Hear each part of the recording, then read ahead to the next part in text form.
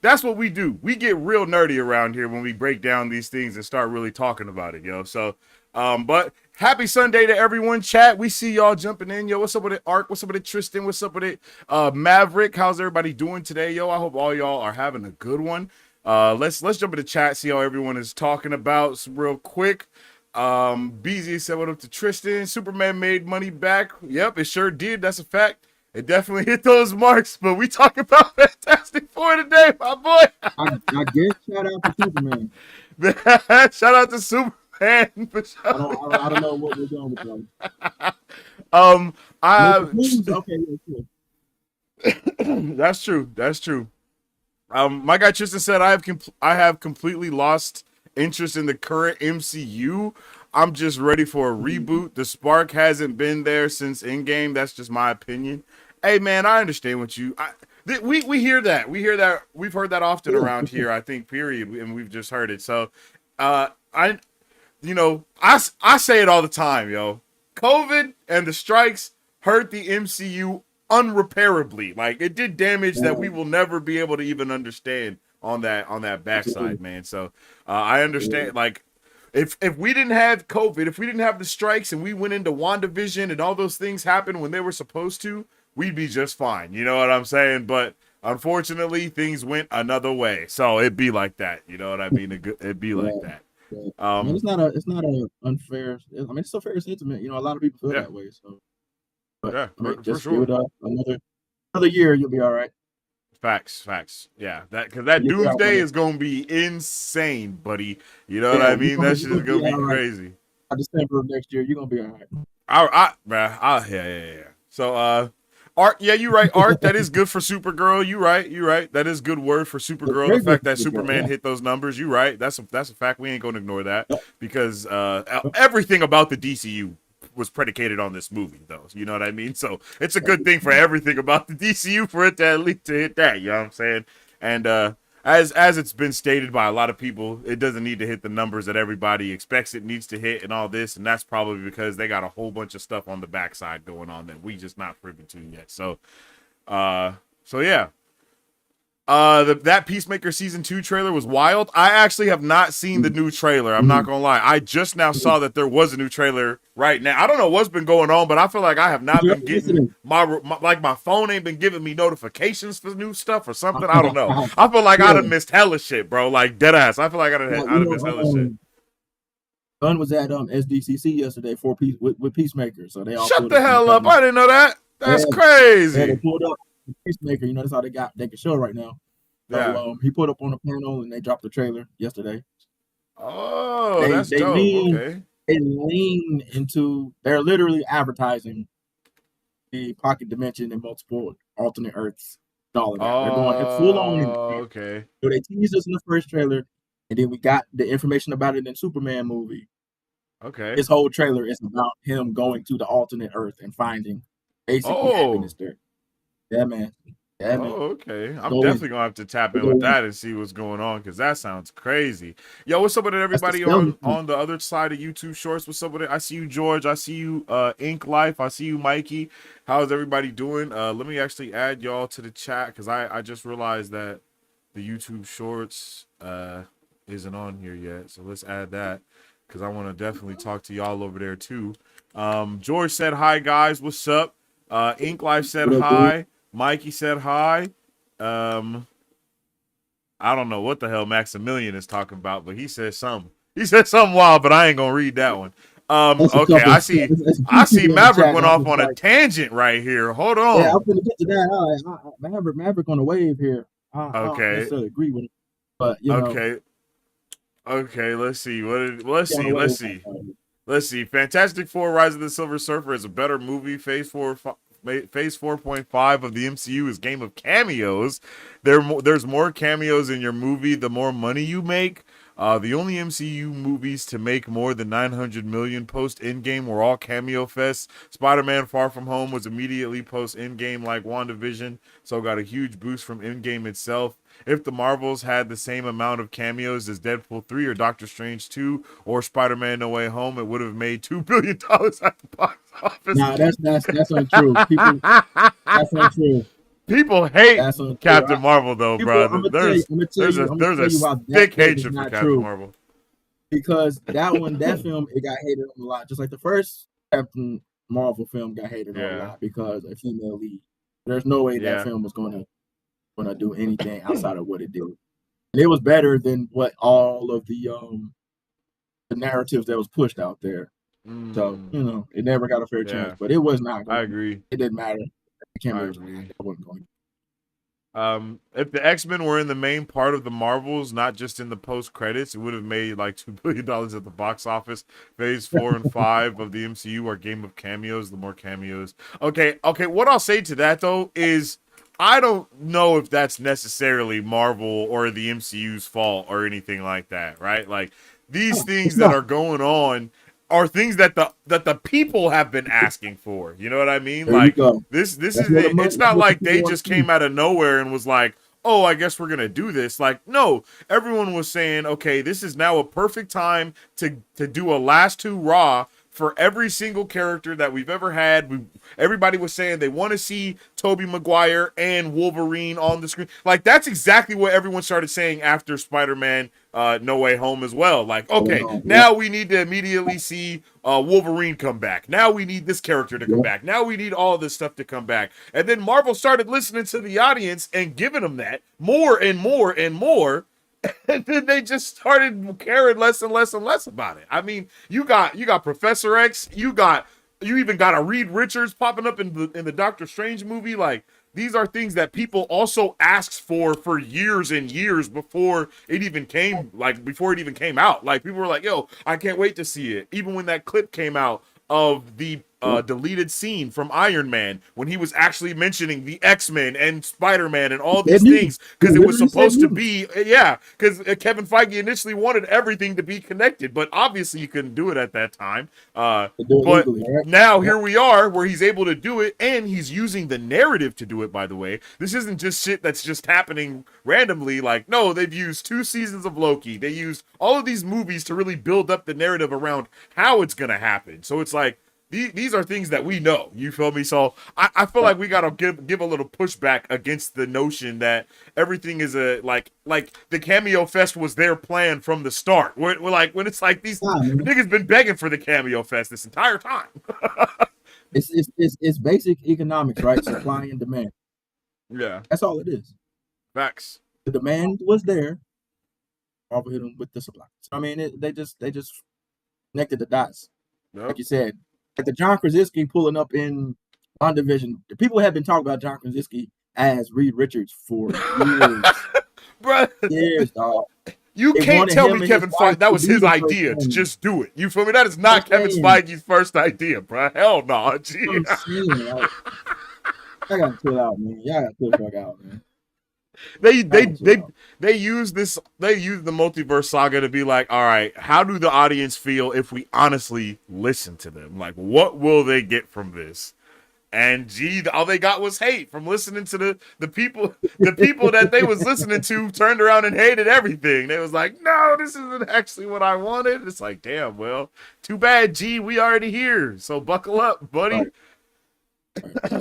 Let's see.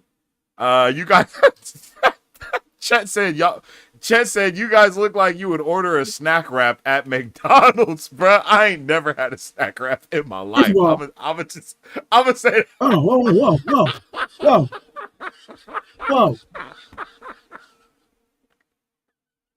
First of all, the fuck you got against snack wraps, my guy?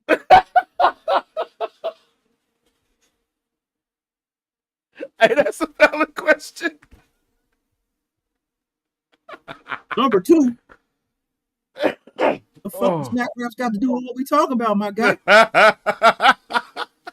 Yo, chat is on one today. I ain't gonna lie.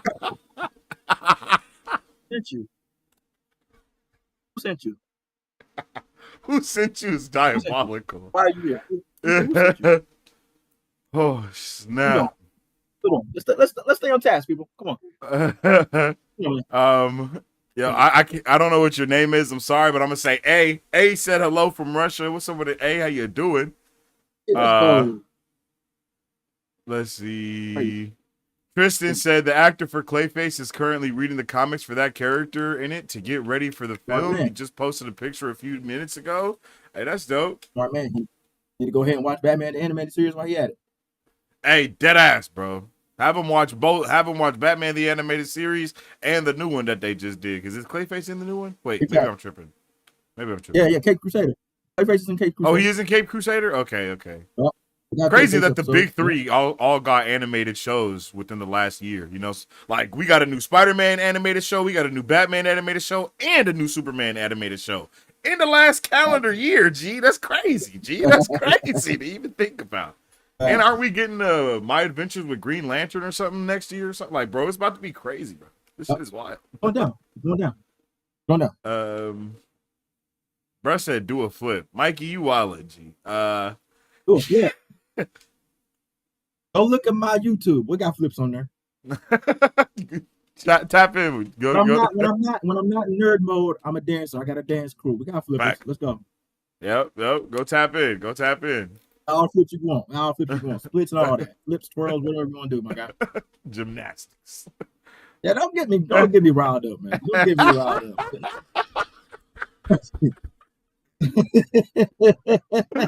Don't get me riled up, man. Come on. My guy Tristan said Hugh Jackman's Wolverine was originally supposed to have a cameo in Spider-Man 2002. Oh, that would have been cool. Yep. I would have liked to see something like that.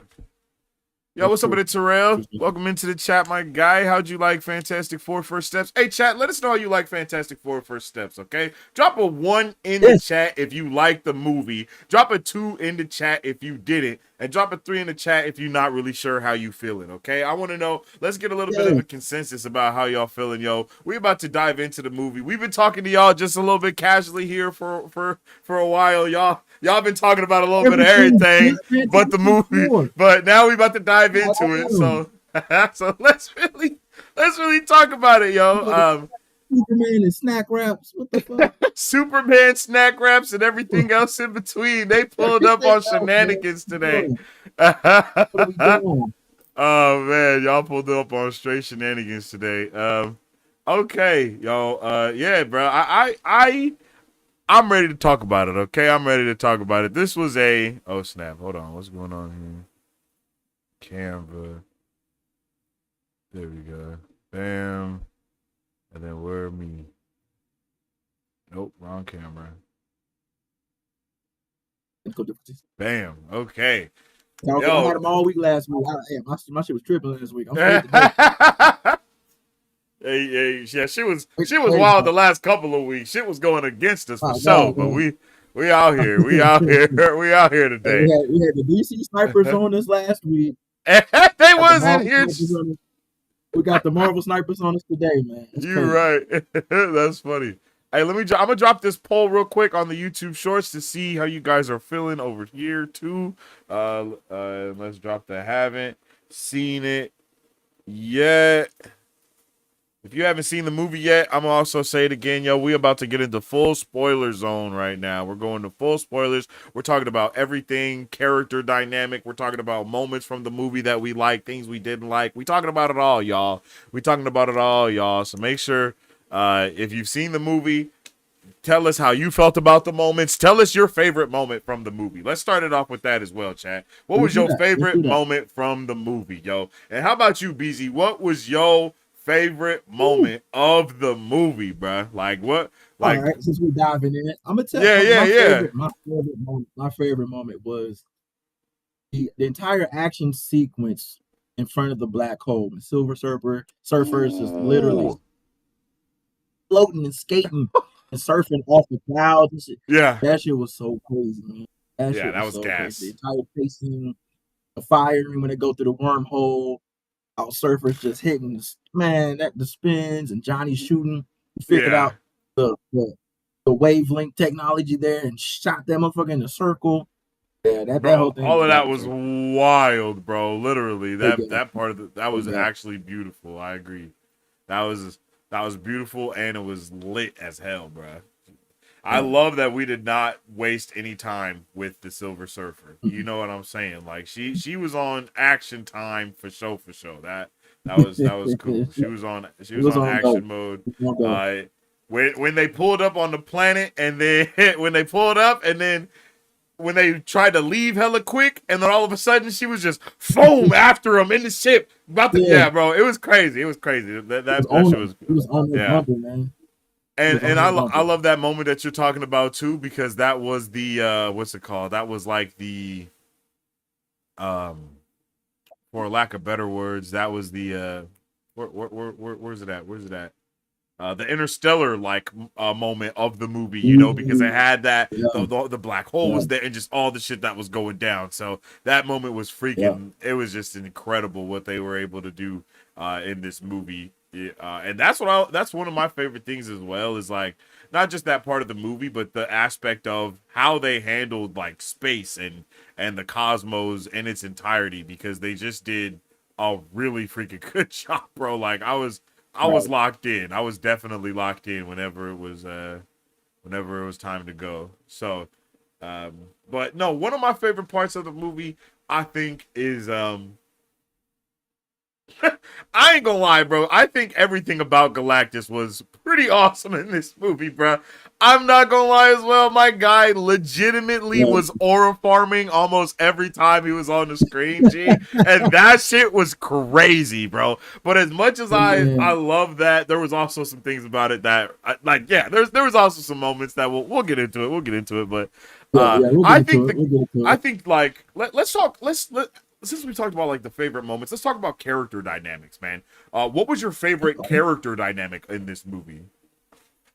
Honestly, and it's crazy because the movie it kind of gears its focus towards Sue really and Reed Yeah, how they play. And I really like Johnny and Ben's dynamic, the buddy yeah, brother dynamic there. Like they played off each other very well, and you could tell like Eric, it's a family film for sure. Like it's for a film sure. about family, and you get that they don't stray away from that.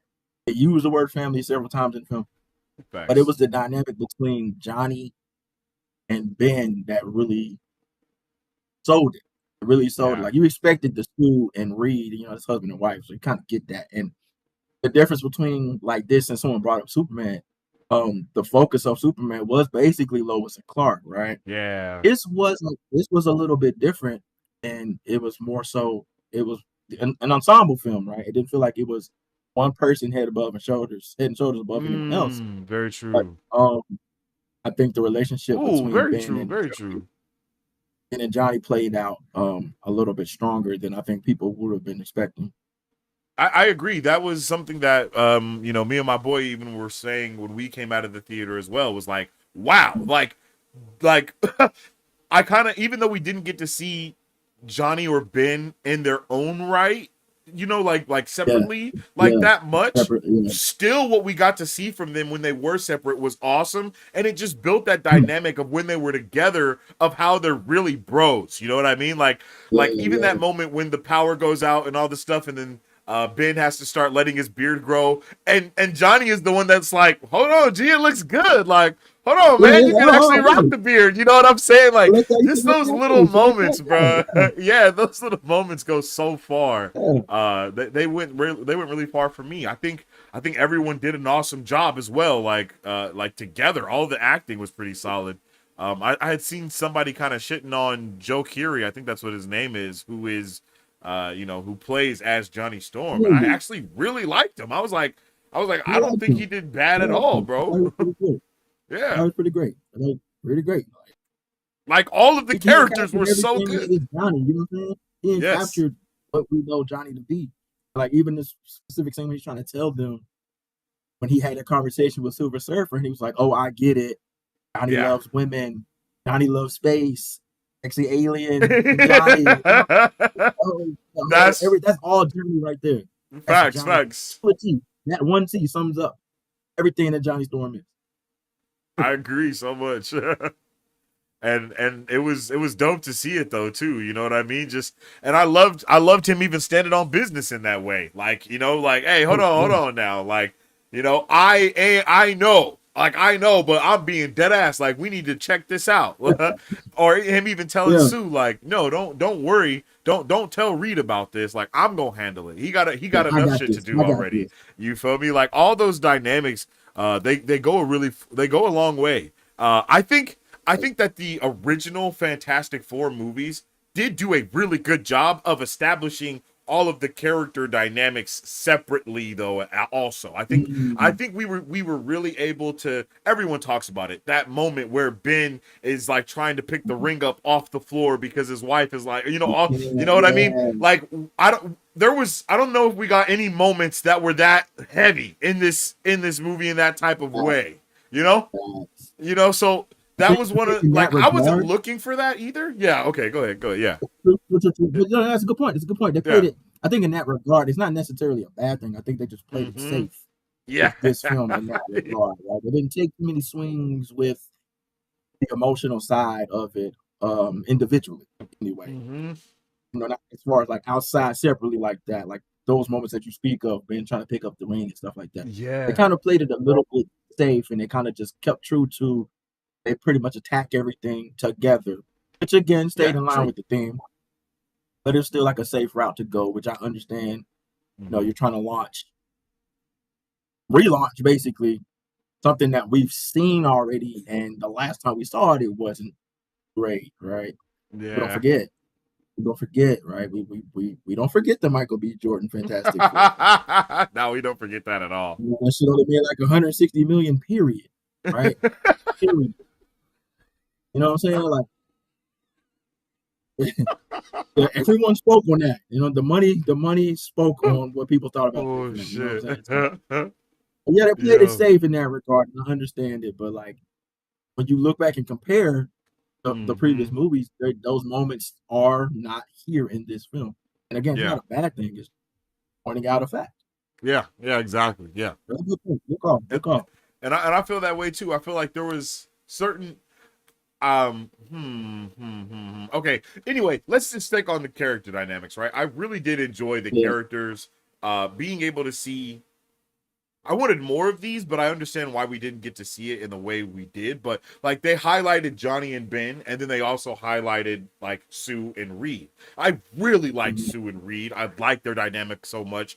I appreciate, like, I like this version of Sue whenever we have her, when she really is standing on business and calling him out on his bullshit, because usually Sue Mhm. is the only one that can call him out on his bullshit, Yes. and the only one that he'll really Yes. listen to, right? He won't try Mhm. to, he stops being that logical rationalizing person with Sue specifically. And anybody else, he's And just Sue, going to yep. always crunch the numbers, but she's going to be like, nigga, are you crunching numbers with me? You know what I mean? Like that. She always gonna stop, bro, in his tracks in order to, and he gonna check himself. And I Yeah. like that. I like that we Great got to point. see her Great do point. that. I like when she was like, it's the logical thing to do. What are you talking about? This is our Yeah. baby. Like, I Yeah. know you No, read. baby, This that's means what that you you mean. thought it out already, bro. Like, I know you, bro. Like, you know what I Yeah. mean? I Yeah. like seeing her Yeah. know him so well and know that he's so smart that he gonna think these things. Like, bro, I just think that was Yeah. You couldn't beautiful to deny be it. able You to see couldn't him. deny it. He was like, you're right. You're right. He's like, logical thing. I'm just sure. You've already thought about it, which means you put it as possible a plan. Like, oh, you serious? Oh, you have to she deal with that shit. she deduced I'm him the sorry. way You are he handling deduces everything. You feel me? So it's a everything. good Yeah. dynamic to see that happen, Yeah. and it's good to see him have to check himself, especially as always being the smartest person in the room, literally, right? Like, Mhm. you need to be able to check yourself when you have that level of just anything, bro. So I just love to Mhm. see him be humanized in that way, and Pedro Pascal killed it, bro. He killed it.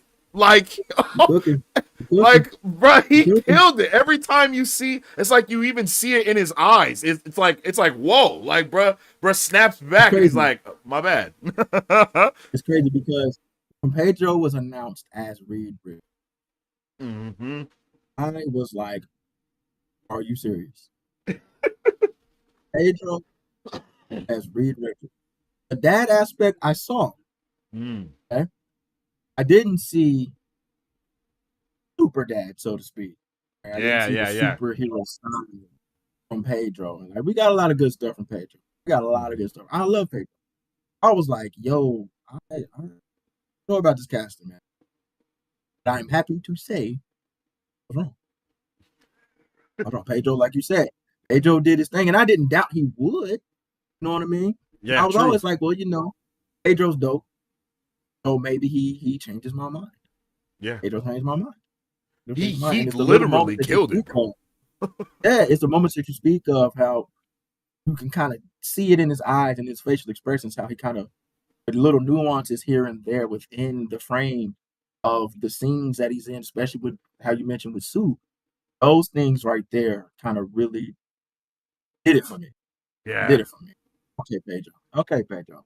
For real. Well done, sir. Well done. And I think to that point that you just said, I feel like every character had that moment as well. Every single character had that moment where I was like, woo, well done, Vanessa Kirby. Woo, well done, Joe Keery. Woo, well done. You know what I mean? Like, because every single thing was really, it was there, bro. And, I appreciated Johnny being able to shine a little bit here as well. I think people sleep on Johnny a little bit, because most people only know the Fantastic Four version of Johnny, like from the movies. Yeah. And that's what they think that Johnny is only. And it's like, it's a whole other side to my boy that y'all don't even get to see. Johnny's a dude, man. He's one of them. Johnny's one of them. And that's a very, very, very good point. And the way, but I'm sorry that shit is threw me off, man. Hey, you wild for that Fantastic Four comment, bro. Yo, for sure, bro. That shit caught. Listen. That shit definitely threw me off too. I was like, what the? I'm not ready, man. Y'all wild in the comments, man. Y'all is tripping today. But like you said, and especially with all the moments, I think what Matt Shackman did here is he literally, you could tell there was great care taken for each of these characters. In this movie, like how we talked about how Superman was a love letter to the fans and to everyone who was the character prior to. Oh, yes. This film, literally from the jump. Yeah. When they said Earth 828 was a love letter to Stan Lee and Jack Kirby the entire way through. And it hit you with it from the first thing, Earth 828. Jack Kirby's birthday is August 28th, which is also my birthday, by the way. So it's literally a love letter, and they're giving flowers off rip. Yeah. To the people who created every villain that they named in this film. Jack Kirby. I agree. Yeah. Every single villain, the ones we saw, the ones we didn't see, because they named a few off screen. When Reed said baby proof the world, and then he started naming, I think, Puppet Master, Wizard, and somebody else. But and even in the at the end in the little cartoon end scene, yeah. Dragon Man. All of those characters are characters that were created by Jack Kirby and Stan Lee. So this was a huge, huge love letter and a flower giving ceremony to the creators of That's this. awesome. And That's it makes sense when you think about the retro future look when Fantastic Four was created way back in the day. Yeah. But it had like an old school vibe to it. Almost like that Jetsons-esque vibe. You know what I mean? Like, we've definitely lost that. Like, they did their homework with this film, and they really wanted to give a shout out to the people who gave us this. Yeah. I thought that was awesome. We got two huge blockbuster superhero films that are love letters. Oh, yes. To everyone involved, right? So then, I mean, it's hard, especially in this era when people don't pay homage anymore, mind you, right? Like, that is something that we just that has been lost to society, bro. Like, everyone wants to redo the wheel or whatever the case may be, and it's like, even if you want to do something new or different, still understand what built the fabric of this in the first place. And I think, like you just said, Superman definitely did that, and Fantastic Four definitely did that. Like, both of these movies are comic book movies. Like, this movie was just as comic booky, if as Superman was, like, to be completely honest, but it just took that 100%. Way more scientific route, while Superman took the fantasy route, which is what we kind of called what it would be when we first started seeing everything. My one comparison though is facts.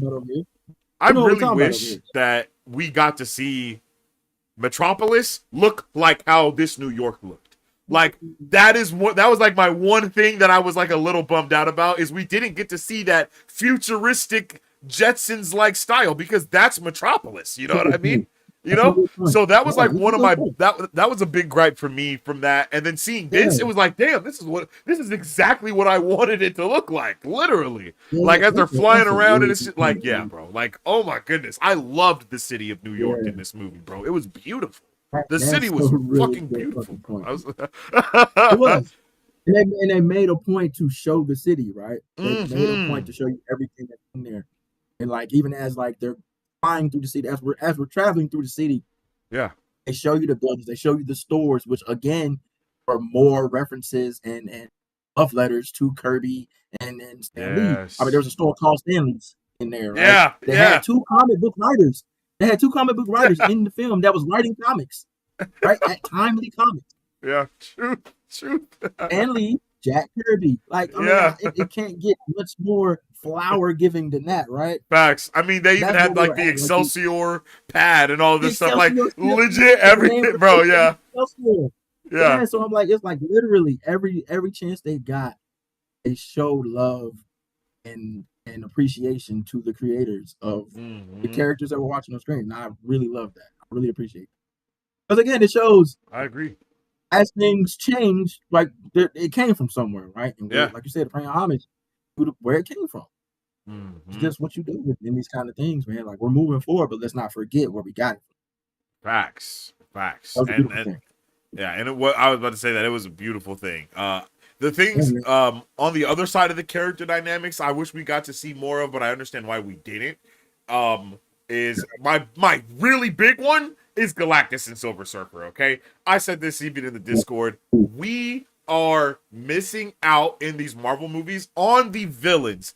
The villains have been the weakest part of these Marvel movies since Endgame. So that's why I can understand what people are saying in a way, because it has been the villains that have been the weakest. That's why a lot of people don't like Multiverse of Madness, because Scarlet Witch is the villain in that movie, and they don't feel like that's good because they feel like she was a good person in WandaVision. But there's a whole, people aren't seeing the stuff that's supposed to be there because they really love the character, so they don't see that at the end of that she had the Darkhold, and the Darkhold is going to literally twist anyone that reads it, and it did. So from there to there, this is what's happened. You know what I mean? So but with every movie, it's been the villain. Even Shang-Chi, right? His dad was supposed to be the villain, and then boom, you know what I mean? We get finessed, and then we it's like Marvel found out that we like the reluctant villain, and they kind of tried to go all in on the reluctant villain. And it was like, whoa. They beat us to death with it. It's like, because you can go back to Black Panther and Killmonger, Michael B. Jordan again.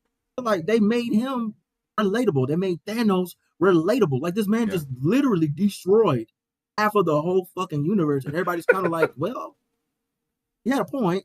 And then they flip the story on Killmonger so much, and I understand people take you take liberties with these characters, but the liberties they took with Killmonger changed his basic fundamental function.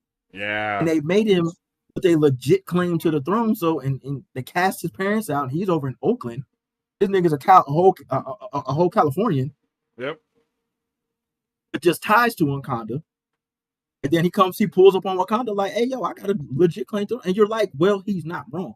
Like, you take away the villainous aspect of the villain because they have a righteous and rightful claim to things. And it's like, we want the bad guy to be bad. You know what I mean? We want the bad guy to be bad, for real. You don't have to make him relatable to us as people, because like you would just say, not all the time. Just an asshole, and it's okay. It's okay to have someone who fucking is just a terrible person. Yeah, it's real life. Like it's Loki. People in real life. Like I mean, Loki. Before they saved Loki, bro was just a menace. Like, bro was just a menace. He just wanted to watch the world burn. You feel me? That was his. That was his goal. Yeah, he faked his dad. He was fake like he was his dad and everything. Like, he was an ass. He was so bad. Like, there was no really understanding Loki like that. It was like, bruh. Like, he has a point.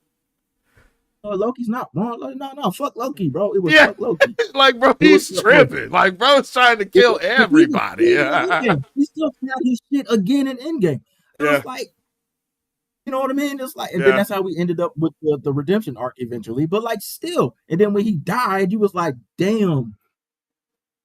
Well, I was like, damn, but that's but fucked up. I feel bad that's how I for felt Thor. here. I That's was yeah. like, we need we there it didn't it was like I want to feel threatened, Yeah, and I don't feel yeah, because threatened it in was the way I like, feel like we should feel threatened. But there was a lot of yeah, stakes it in was this like movie though. There was so high. They were like the stakes were high. mm, I saw the people mm, around me locked in and were like gasping at moments, and like when he's coming for Franklin and all this, like people are like, oh my god, like even my wife is yeah, like, oh my goodness, the baby, like they I know they captured the audience with that, but it's like yeah, then you find out about Silver Surfer, and it's like, okay, she's reluctantly doing her job, and then everything she tells you about mm, Galactus is like, oh, he's reluctantly doing his job of the with his universe. job. Yeah, So it's yeah, like, okay, bro, I just want it to be like, yeah, he hungers, but even with that, become a little bit more. Give us. yeah, Here's my argument: if you're gonna make the hero reluctant, give them the story. Let us see that story earlier on okay. in the narrative, right? Like, Mm, don't hold mm, us out on that and yeah, then use it later on. It's like, oh yeah, this is the reason why. Like, no, let's get this I out of the got you. way. Like, that's one of my things that I liked about Thor: Love and Thunder, even though I don't like that movie as a whole. I Right, thought it was right, really right. good at the beginning, having Gore the God Butcher's story fleshed out for This whole us. Like, story play out. this is what This whole story. he is, right? I think the Mhm. Marvels would have benefited from that. That moment where we see Mm, Captain Marvel come into the palace and start just fucking shit up everywhere, and then we see Dar-Benn yeah, watching her, and then that's how we know that's her villain moment. If we start these yeah. movies with those moments instead, I think they become a little bit more. I think it just brings it all the way back around to be like, okay, this villain is reluctant Mhm. from the start, not like use it Yeah, later on. You know? yeah, yeah. And to that point, they kind of just brushed by the conversation, right? It was just like Yeah. Galactus kind of told him what it was. He's like, I used to be like you guys. I used to be like you, a little tiny human. And Yes, bro. it happened, and here I am. You know what I mean? They kind of brushed past it in that story. And he kind of told like a little bit of his past to them, but like that was the end of it, right? He was like, now anyway, Mm-hmm. give me your baby. You know what I'm saying? Yeah, Like, and like, and exactly. even going back, they did a really good job with that with Kang in that story. But He Who Remains, Mm. he like literally told his entire lineage, Loki and Sylvie, Yes. about how he became where he is now. It's like young scientists doing this, that, and the third, came upon this and grew to this and this. Here I am. He gave Yeah. us his entire lineage right there in conversation, like the whole thing. We didn't have to see it, but he gave it to us in such detail that we can use it as a reference point. They Yes. didn't really use Exactly. that much. You see, and I think what they'll do, just knowing what we got coming in the future with Silver Surfer and stuff, they'll probably come Mm. back around to it. But again, it's like if you're Very gonna do true. that, That's a good cool. point. Like give us a little bit Give us a with it. You know what taste I of mean? it, you Give us know? a little bit. Kind of just brush past it. So I see what you're Even saying. with They Silver really did brush Surfer, past like, it. oh, bro, that They like brushed past that that one too, moment with right? her on the planet, it's like, oh, that was so Yeah, rushed, like I would have yeah. loved They to brushed give, past I it. would have loved to have like even a whole little scene of seeing that, like just like or Mhm. something, and it's just like they just make it go and then it's done. It's like, Yeah, they bruh, no, literally wait, like I need something else, and yeah, they did it so that's you couldn't completely say, well, we don't know what the fuck's going on. They kind of yeah, gave you well, here's kind of what to do. They yeah, gave you just enough to exactly. say, well, we don't know what the fuck they're talking about. So now they're like, well, now you do. So here we go, continuing on. And I So it's think like, and it's I like, think we've we even talk talked about it all about the that. time. Yep. Yeah, we talk about it all the time about how these movies don't hold your hand anymore, which cool, Yeah. and I get that, and that's how these should be at this point because we've seen a lot of these narratives and these origin Hell stories yeah.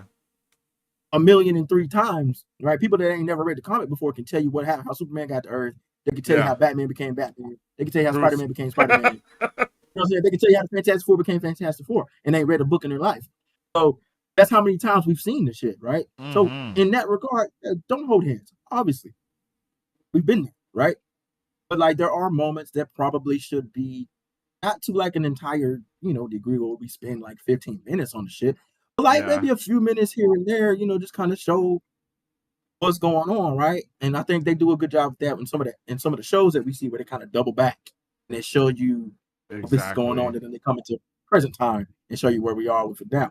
But they could have Yes. done something like that in that regard. So yeah, I get what you're saying. Yeah. Yeah. And I mean, it's very. I think it's a very small thing as well. I think we can all agree that the runtimes for these movies is the thing that's hurting them the most.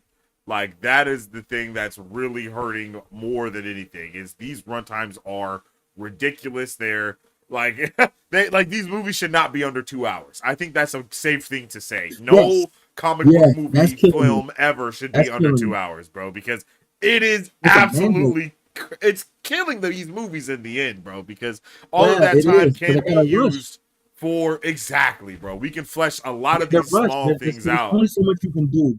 There's only so Yeah, much you can do in 2 hours. And these true. last, I think, like the last, I don't know, 5 or 6 movies we've gotten have all been under the 2 hour mark. Like this one's like an hour and 55, right? Yeah. Like Yep, it literally is. Yeah, under two literally. hours. And it's like, And then you got to you think can that do there's a big chunk of that is credits, my boy. So we still at like an like, hour and 40. We're actually getting an hour 40-minute movie. Like what the hell? just like I don't understand that mandate. Like if you can tell a good coherent story and it takes you 2:15, then take that 2:15. True, true. That 2:15. You know what I'm saying? But Like, when you hey, watch it it's and not it's a problem obvious, for any of the Avatar movies. man, like what are we going? The movies are 3 hours long. That movies are 3 hours long, bro, and they still make bank. So knowing that, Mm-hmm. just take the time. Just take that time. Take them extra 15, 20 minutes, man. Like, it's True. okay. Because we even see, like, if we can even go back again to like Batman vs Superman.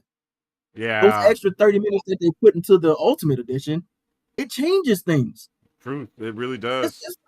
it's, why did y'all put this in here in the theatrical version? Maybe we may got a different reaction.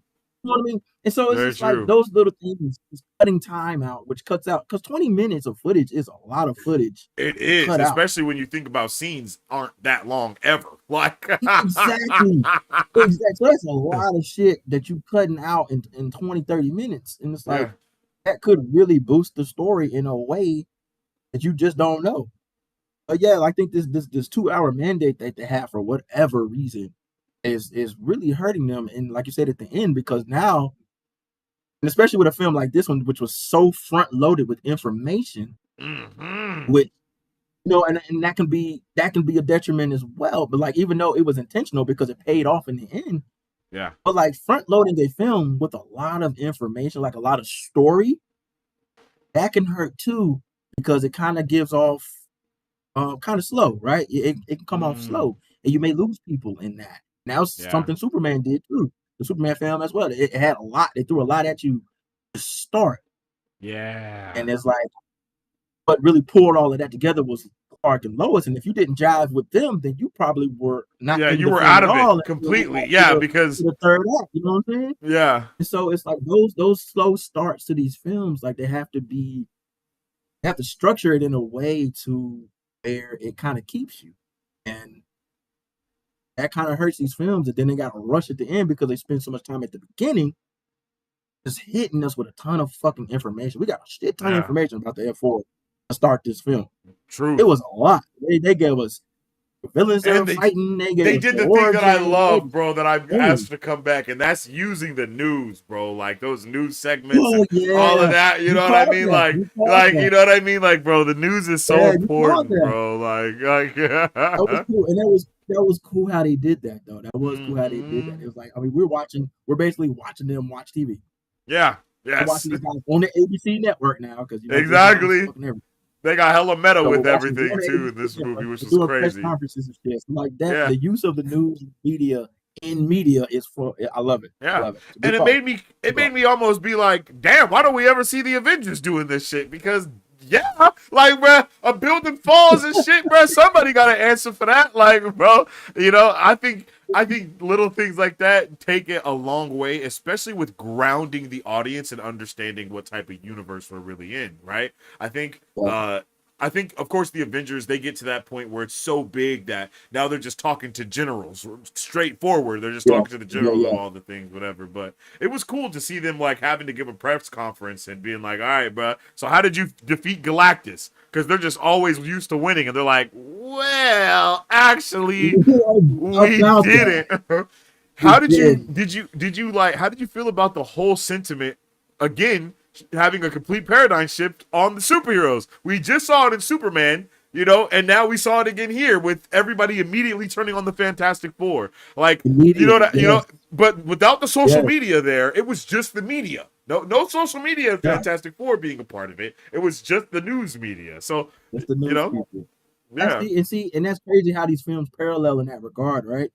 Mm-hmm. That's wild. And it's like, again, a super quick turn. It was like, well, come on, y'all. Like, would y'all give up y'all baby for the thing? And then everybody mad at him. Right there, pissed off. Well, give up your kid. You're so selfish. I'm like, dog, they just had the baby. What are you talking about? What do you mean he's selfish? It's too high a price, dog. I'm not giving up my baby. Y'all can kiss my black ass. I'm not giving up my son for y'all niggas. Dead ass. We just all gonna die, motherfucker. And so, like, I thought that was like, oh, come on, man. Why y'all do that? Because Superman did too. And it was like, oh, yeah, we're just gonna believe this jumbotron that has shit translated for us. Though none of us speak Kryptonian. We're just gonna take it at face value. Now we hate Superman. Yeah. Like, come on, it's like, oh, what you mean you didn't give your baby up? How could you not? What's wrong with you? How could you not give up the baby that you just had? How could you not oh my goodness! Like, why would you do that? Why would you not do that? What kind of person are you? Like, what the fuck, man? So, like, yeah, I can't count it against Superman and not count it against Fantastic Four. You know what I'm saying? I gotta mark him off for that.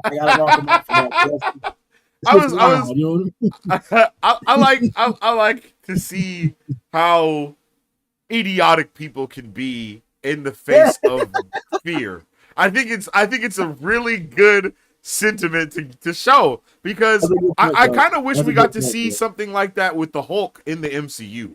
I wish we got to see like people complaining about the Hulk and being like, bro, because once we get to that moment in Avengers Age of Ultron or whatever, and he's like, if I was missing 2-ton nukes, it would be an issue or whatever. It's like, damn, I wish we actually got to hear people complain about these things, like, yo, the Hulk is a menace, like, get him out of here, like, or anything like that. We really don't see that side of the MCU, really. We only kind of hear about it from we don't see the people. You don't get the people. You really didn't see the people until, what was that, Civil War, when Wanda accidentally killed motherfuckers? Exactly. So that's the only time we saw it, right? Like, and it felt like there was, because, and that's another thing with these films that were lacking. They've gotten better over time, but like up to that point, like you said, stakes.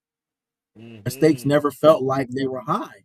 Like, nobody's really truly in danger, right? Nobody really died, right? It was like, and if someone died, you was like, well, and so. But I feel like Civil War was a turning point of that for the MCU, because it was always like you never saw the people really at risk. Like, even the first Avengers movie, when the entire city of New York was under attack by fucking aliens, like, it really wasn't. It didn't feel like it was out of control. Right? They just They were pretty much safe inside of a fucking bolted building with a chair. You put the chair in front of the door, the aliens can't get in. And for the most part, they were safe, right? It was like, I think it was like 1 or 2 scenes where they weren't, and they got saved. So, the stakes has been an issue for a while, and I think, like you said here, like with them using the people to kind of show how serious the shit is. I gotta give credit for that, because like, even with and Superman, they did that with Super. They did that shit with Superman too. In front of the whole city. The whole city. Like, bro, especially when he was fighting the Hammer of Baravia or whatever, right in front of the window, and then he's like, all that, like, bro, all of that shit was awesome. Or he stops the giant kaiju from falling in, and then he turns around, he's like, yo, are you guys good? And they're like, yeah, we're good. He's like, all right, and then you see that, hey, buddy, up here, we get all that other stuff going on, because it's like, seeing the actual ground level of what they're trying to save matters, right? Like, that matters a lot. It does, and to that point, and Marvel was trying to make an effort. They had a show that kind of it never made it to TV, but they had a show where they were basically going to show like the people's version of what happens in these attacks, right? That And would have the been agencies that got to crazy. clean this shit up. Yeah. It didn't make it, obviously, but yeah, there was going to be a show that kind of focused on the agencies that deal with the fallout of these battles and Yeah. all of that shit. And they would get like calls from the people out there. They have to, it's like a hotline you call, like, hey yo, fucking monsters attacking, we need help out here. Shit's Yeah. getting destroyed. And so they were going to kind of push that, but like nobody really wants to see that for real like that. They never made it. But them acknowledging that they need to do something like that proves the point we're making here. Like the people of the universe outside of the heroes matter because they live here. That's something like you understood, like just watching the animated shows. You watch like Batman and Superman and shit, like Gotham and Metropolis. Like the city itself is a character, right? Yes. The Yes. city that they live in is a character. Ooh, yeah, yeah. You spitting. A lot of these films kind of don't do that. Yeah, they ignore the city. You got it. They ignore the city, and so you got that with the Superman film, and you got that here with Fantastic Four. With Ben was literally just walking the streets. You feel me? Just walking the streets, Ben going to the grocery store, bro. Like, that was hard, bro. That was hard, people, bro. right? And then what's the Rachel Rosman character Putting his cookie that down and Parker picking up a shit for the put the kids, down, yo. pick up Like, the come car. on, son. I Like, heard you grew up in this area. He's like, yeah, I grew up right over there. You know what I'm saying? Like the city is a character, and they highlighted that, and that they didn't miss it this in that regard. yeah. Like they made the city, the setting is also a character in this film as it should be. Yeah. Ooh, you spitting, bro. Yeah, that was yeah, for real. I think Gotham attempted to do that. Not Gotham. The Batman and then the Penguin, obviously. We got to see the city be its own character in both of those rights. So I'm hoping that we get to that point where we actually we are really gonna get to see these cities be part of like really living, breathing. I think that's actually something that we got to see in Daredevil Born Again also, right? Like they showed us the city. Like we got to see the people's point of view of all of these things that are going on with Muse and Kingpin, and it just worked, bro. It worked really well. Those things work, and I think we need more of it in our superhero media. Agree. All right, let's jump into chat a little bit more. Let's see what y'all yapping about in the chat. I love how all of the Fantastic Four fought smart. Even Galactus wasn't stupid, and Johnny is a lot more intelligent than people believe. Hey, what's up with it, Matthew? How you doing, G? And welcome into the chat. I definitely agree. Good shit. You make a really good point. There, everyone was thinking on all-time highs, like with everything that they did. Like when Galactus was holding on to the building and the thing started taking out the pillars, so the building fell. Like, bro, it was no communication was needed because they on point, bro. They just do it.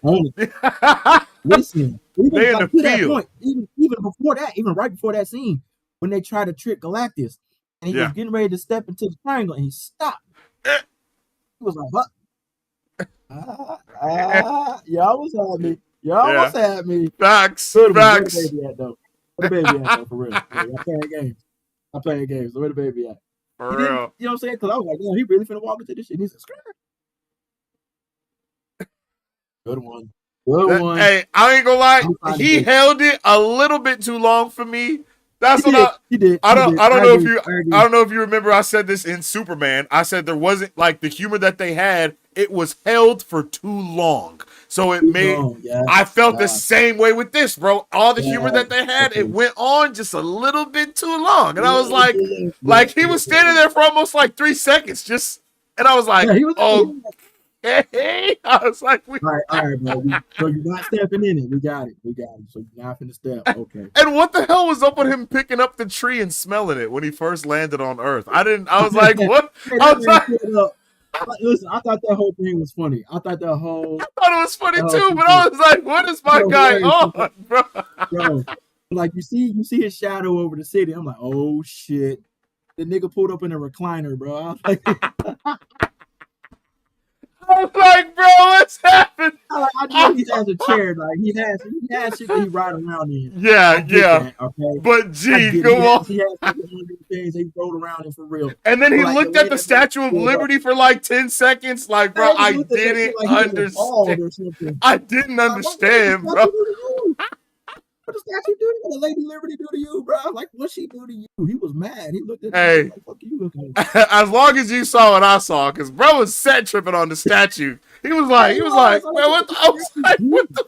I was like, what's going Oh, on, man, bro? why you look at it like that? What the fuck are you doing? That shit was crazy, bro. I was I was like, like, bro, bro, this whole scene was funny as shit to me. Like, it was it cool. Like, I was. didn't have a problem. The visuals were great. You know what Yeah, I'm they saying? were. Yeah, yeah, But yeah. like the way that man pulled up in the fucking recliner, I was like, oh, this nigga floated his chair, bro. Bro, he was on He full was shit. That's what I'm saying, bro. Like that, bro. Galactus did nothing but aura farm in the entire movie. yeah, Every yeah, time he did yeah. something, he was farming aura, bro. Like he landed in the chair and just sat there. He stood up and just stared at the fucking Oh, statue. He walked on the land, oh. pulled up a fucking flower and smelled it, and then just marched through the city. I was like, bro, what the? It was so everything he did was delicate until he got to the city. Then it was Bro, just I complete. couldn't. I was rolling, bro. I was rolling, Like, man, literally. I was what's like, that bro, was? Big G is on some bullshit today, Man, I bro. was like, G Money was wilding, bro. This This is nigga just smelled the dirt, he just smelled the flowers, bro. He just picked a smelled the dandelion, dirt, smelled that shit and picked threw it it. up. It was like, yeah, that's nice. Oh, Then just started running ooh. through the fucking city, Hey, destroying shit. I was Danielle like, okay, said bro. Galactus was smelling how good his next meal was going to be. Okay, That's facts, okay. bro. That's facts, bro. I like that. I like That's that. facts, bro. You It ate was with cool. that. Okay.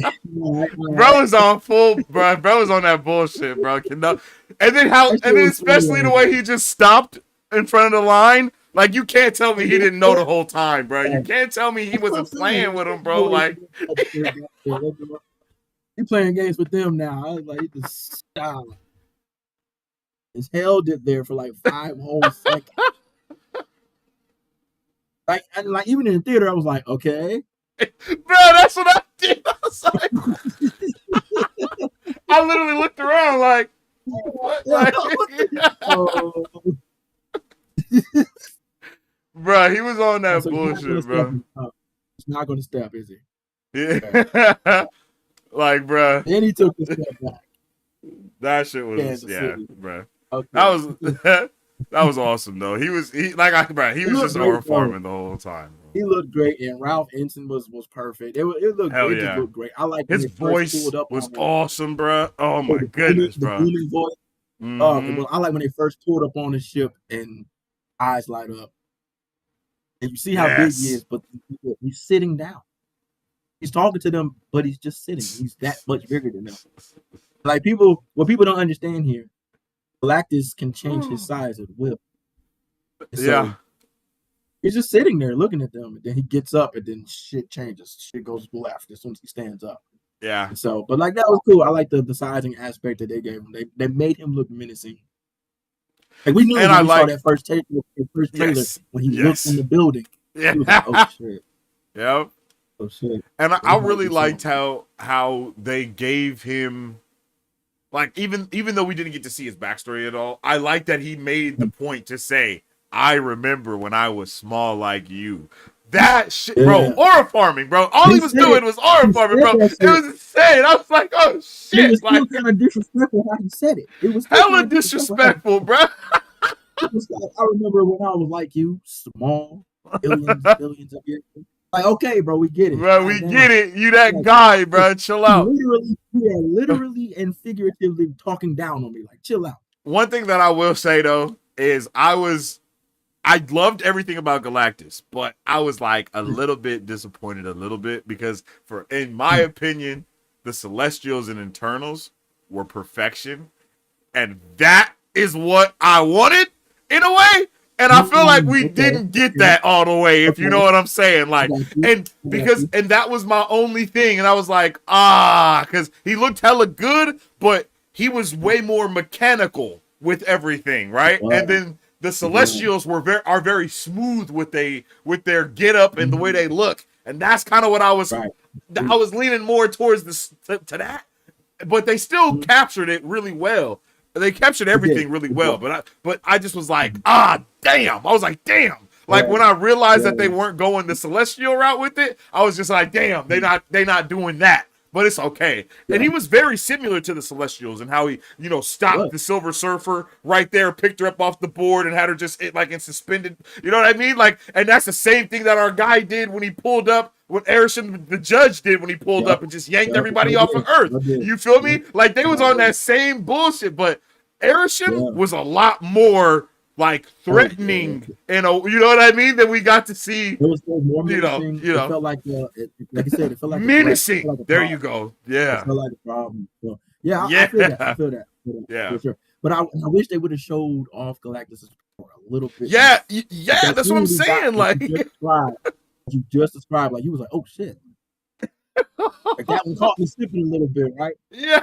And we are in knowledge of Galactus, right? Yep. That scene. You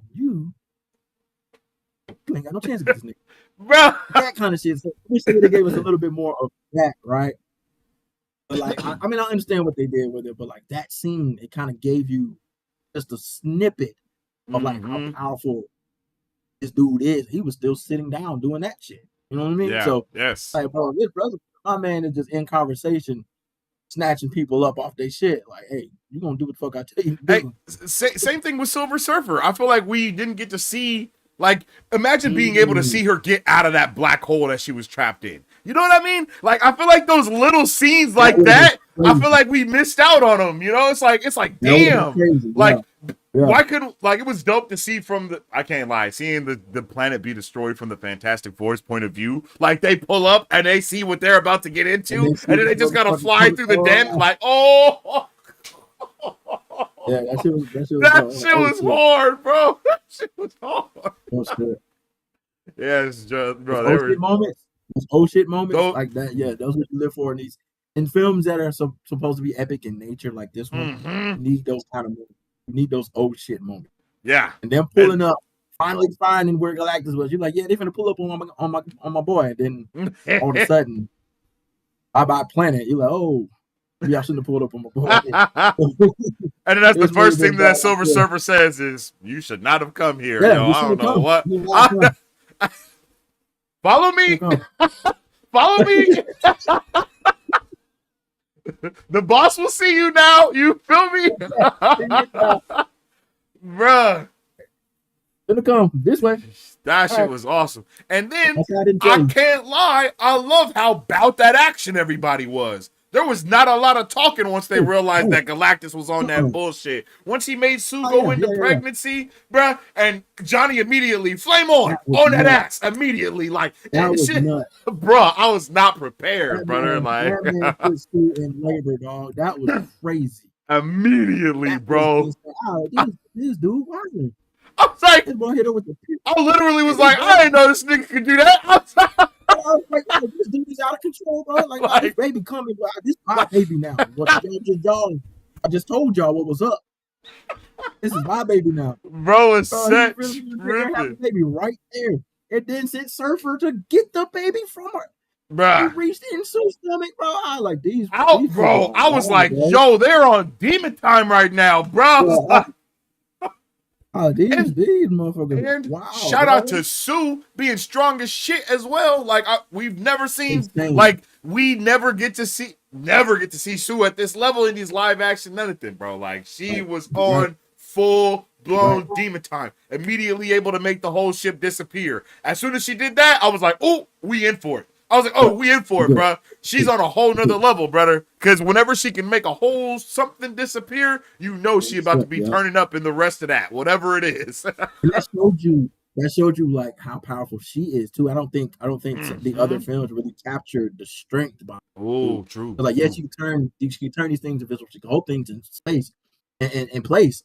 But I don't think they really did a good job of capturing how powerful she truly is. And you see it with her making the ship disappear. It's like, damn, that's a pretty large structure to make disappear.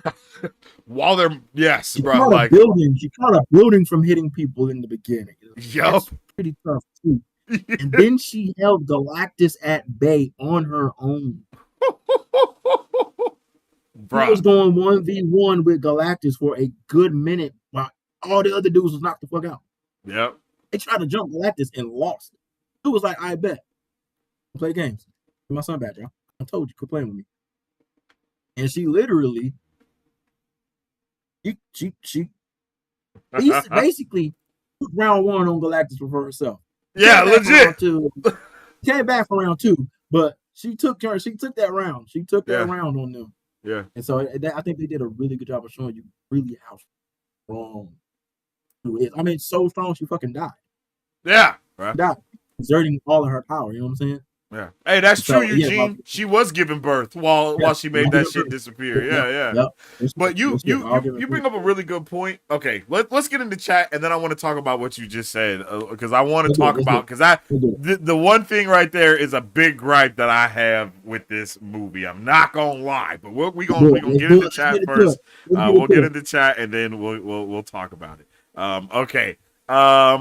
Let's see. I'm going to go up a little bit and see what's popping. If I was Kevin, if I really wanted to do a reboot after Secret Wars, I would do X-Men first. That's why the X-Men, the Mutant Saga is next, my boy. So you right. That's exactly what's going on.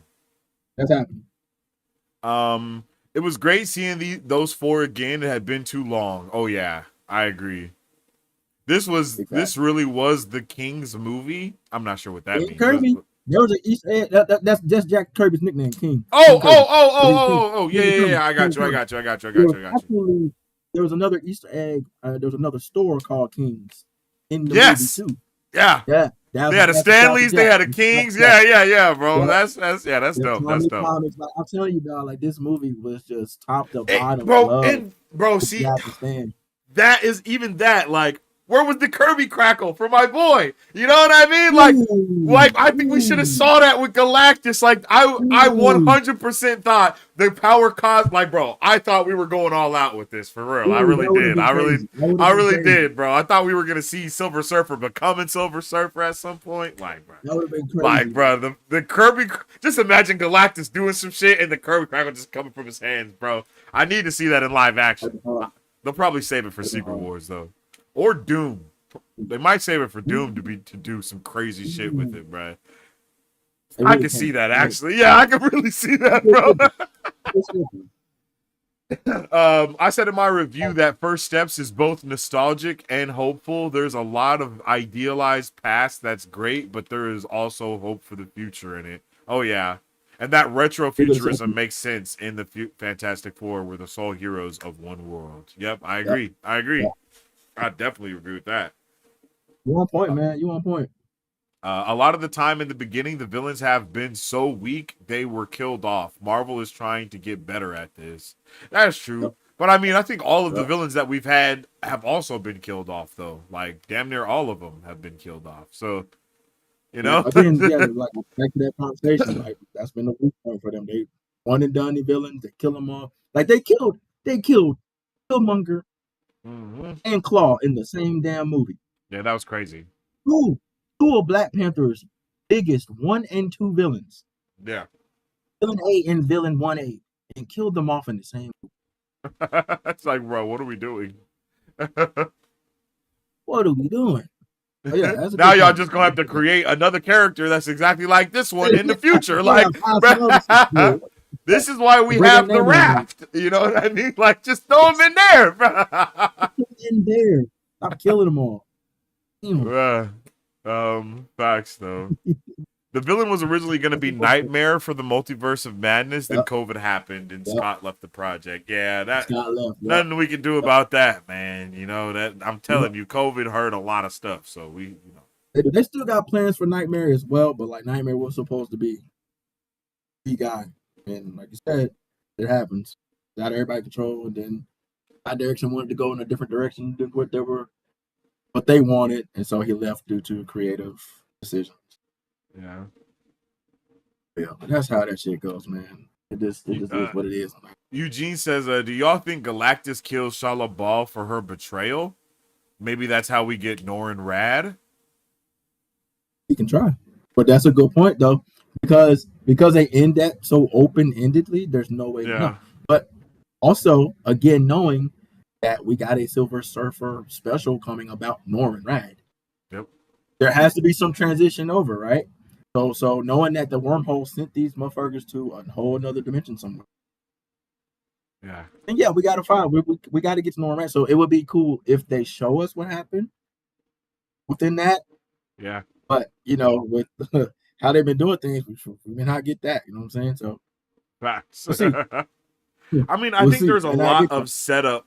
I think, I'm not going to lie, the Fantastic Four first steps set up a new universe more than any other movie ever has. Like, this movie literally set up having a new, like, Ultimates universe. Legit. Like, they did the groundworks for this movie. Like, it's insane. Especially when you really listen to the shit that Galactus is saying. Like, when you really listen to what bro is saying the whole time, he's literally saying it's basically inevitable that there's about to be another universe, and my time is coming to an end. Like, that's literally what he's saying, yo. My time is coming to an end because this universe is coming to an end, and this new universe is going to have another me, and that's this nigga right here, and I want that energy that he has because, you know what I'm saying? Like, bro, they are setting up everything they need to for the Ultimate Universe after Secret Wars. That's crazy. And you put that together with everything Reed was talking about. Because even Reed was saying there's offhandedly dimensions on Earth. Just explaining it to us in class. In class. And we told y'all that Thor: The Dark World is a huge reference point. And in the same way that Dr. Selvig explained the realms, Reed here is explaining the multiverse. Literally parallel, side by side. If you put those, I promise, if you take a screenshot of Dr. Selvig and a screenshot of Reed, and put them shit together, it's going to be the exact same shit. For real. It'll be the exact same shit. And we told y'all, I may not like Thor: The Dark World is not the best movie, but it's literally one of the most informative movies of the MCU at that time. Facts. They introduced a lot of shit. They gave us Infinity Stone. They gave us the multiverse. They really did that. Like, that movie was so chock full of information for the future that we didn't know we needed. And now you can go back to it and look at it and be like, damn, they set all of this up off of this one film. And they're doing it again with Reed and Galactus. So in the same way that Thor gave us this multiverse saga, which is going to eventually lead us to this new universe, Reed and Galactus are doing the same thing and pushing it further. So like you said, this has set up a new universe more than we've ever seen. Anything, bro. Like, it's crazy how much I was just like, bro, Galactus is literally, it was like literally both of them were giving us the framework of a new universe, bro. Essentially, Reed gave us the scientific side, and then Galactus gave us the cosmic side of it. And they were just like, and it was like, okay, put these two in the middle and see how it works, bro. Like, legit. I couldn't believe it. I was legit astounded. I was astounded. I could not believe it. All right, let's see.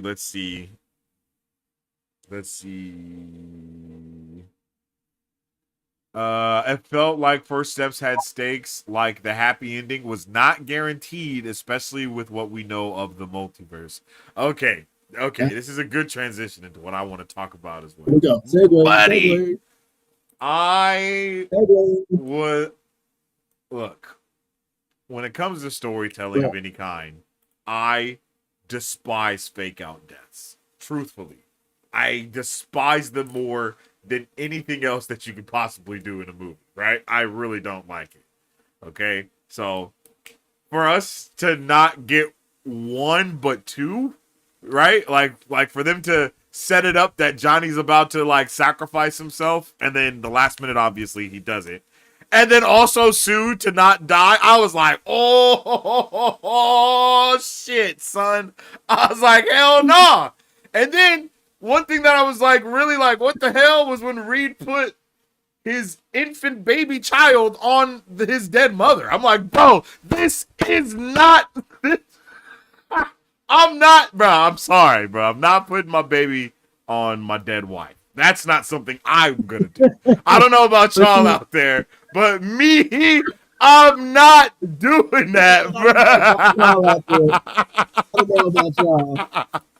Like that But shit see, was crazy, son. That shit was crazy, son. I was like, yo. As the movie, I was like, oh, yo. the crazy part was Franklin was reaching for her too, right? He was like Yes, yeah, reaching yeah, for yeah, her. yeah, yeah. I like that. I Like like at that. that point, it was like I was like, you get it at that point, Yeah, and yeah, facts. like you get in that moment, you kind of knew what was going to happen, and that Mm-hmm. kind of takes away a little bit because it's kind of when they talked about how powerful Franklin was when Galactus told you that he has the power to change the fucking universe. Yep. He started reaching for his dead mama. You're like, all right, he's gonna bring her back to life. So, okay, Yep. cool. But it's also a cool display on how powerful Franklin is, Which made I understand. flesh, Mm-hmm. right? It wasn't just lip service that Galactus was giving. And it kind of all comes full circle because the entire time Reed was trying to figure out if indeed Mm-hmm. Franklin was a nominee. And then they were both Earther and Galactus was like, oh, he's just hiding it from you. Mm-hmm. And it's like, how? He ain't even How the baby doing that? doing it. What do you mean? But like then it goes into them kind of setting up that moment, right? So it's like I get it, and it's all for the setup and for the payoff. Like they do that shit. Yeah. That's kind of what they did with the movie. Period. Especially at the very beginning, they give you a lot of shit that in the moment you're like, all right, that sounds cool, I guess. Mm-hmm. Then at the end, later on, that they did a good job of paying off the things that they were I agree. setting up via conversation, right? A lot of Yeah. times, shit like that gets left unanswered, and you're like, well, I guess they'll answer the next movie, and then it never gets answered. It becomes a running plot hole, which I have a lot of those too now. Mm-hmm. In this film, they do a pretty good job of kind of wrapping up those loose ends for the most part, and so like you kind of see all of those things play out because they kept telling you he's powerful. Oh, he's different than what you think he is. Oh, he's just hiding it from you. And then Reed was like, look, show me what you are in your time. I'm gonna quit trying to find it. Yeah. But when you you do ready, you, and I'm let here. you do you. Yeah. Yeah. So it's like you finally accepted, like whatever the fuck, but he kind of was still reluctant to believe it. I Because love Reed those is a man. moments too. I I do love too, those and moments of the baby like it's like obviously yeah. communicating in his own way, but not saying Yes. anything. After the movie, I heard a couple of people saying I expected him to talk. Like everybody was kind of waiting for Franklin to just start talking because he looked so Wow. intelligent as a baby, like just on top Wow. of shit. And I was like, Wow. nah, I agree. Like, bro, I would not That's have been crazy because surprised if bro would have just started talking because he did look. that's a He definitely really was good like point. staring Reed in the face while he was talking. Like, bro, Oh, if you've seen a baby, you know babies don't do that shit that baby they don't was do that. They doing, don't do bro. that. No. And so, but again, and back to the earlier point we were making about how they were true to the characters. Yeah. It was you could tell there was a problem, like you said, like the internal debate, right? Mm. Reed is a man of science. His logic. He can Mm-hmm. prove it. He can prove it. There's an explanation for everything but this. Yeah. And so Reed had to kind of give up in trying to prove to himself or to anyone that Franklin is different or he isn't. Yeah. And then in that moment, he finally lets Franklin do what Franklin needs to do. You see it. Then he realizes, oh, shit, Mm-hmm. they were right. Sue wakes up from death and is like, holy shit, our son's lit. He's way more. Yeah. He's way more than what the fuck we thought. And they were like, yeah. Galactus told you he was the most powerful motherfucker in the universe. And that He boy wasn't meant lying. it. He wasn't lying. So it's crazy to say he has the Lord. hunger in him. It said he has the hunger in him, which another great nod because Glenn has become Galactus in the comic. And that's what I'm saying is like that's what's setting up the new universe. Is he's literally saying he's saying he can see like it's primed and ready to go that his time Galactus's time as being the devourer of worlds is coming to an end because he can tell that this hunger is now being passed along to someone else. Like, bruh, That Great. is absolutely fire, buddy. Like that is absolutely fire, buddy. Like they are cooking. Like they're cooking, son. They're cooking. They're cooking.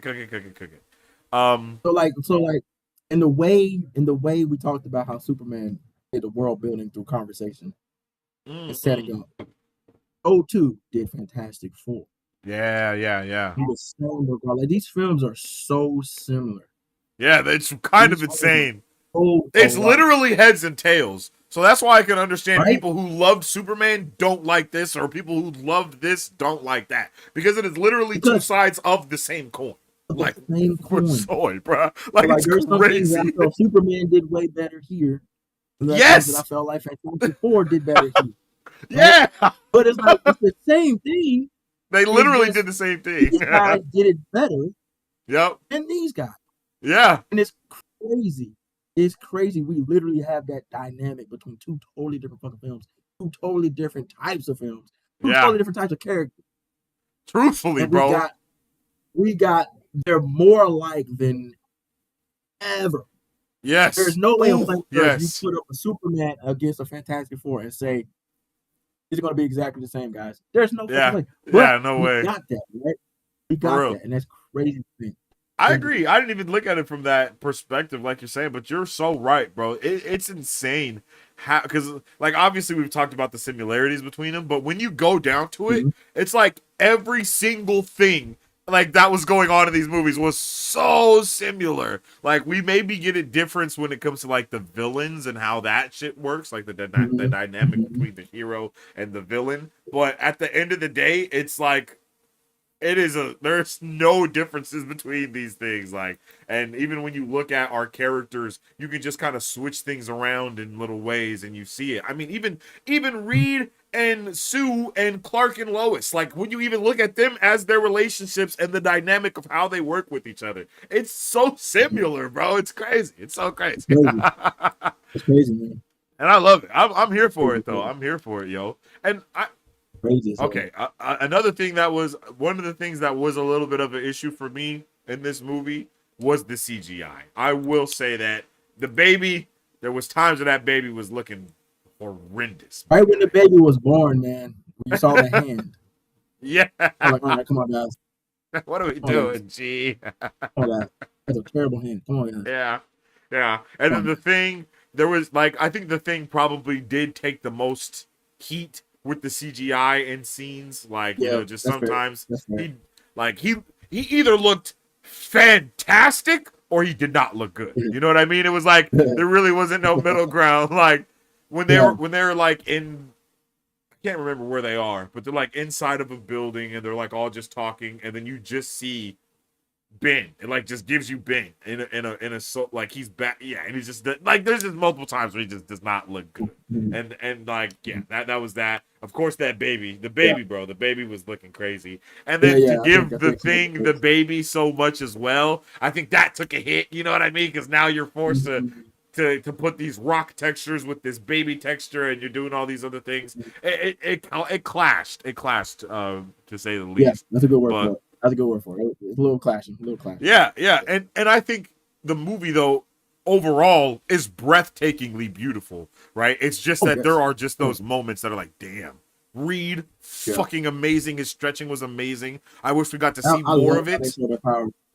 Casually. I do too. I wish we got a little bit more Reed in action. That was, a little more Reed in action. In the OG F4s, he's just casually stretching. He's like climbing up the tower, fighting Red Ghost. Like that shit was so cool. I was like, oh shit. I was like, oh shit. Yeah, I did the same thing. I was like, oh shit, Reed is doing that shit. Yep. And they did do, the little things of him like stretching, or if he's writing on the chalkboard, his arms just keeps moving or something like that.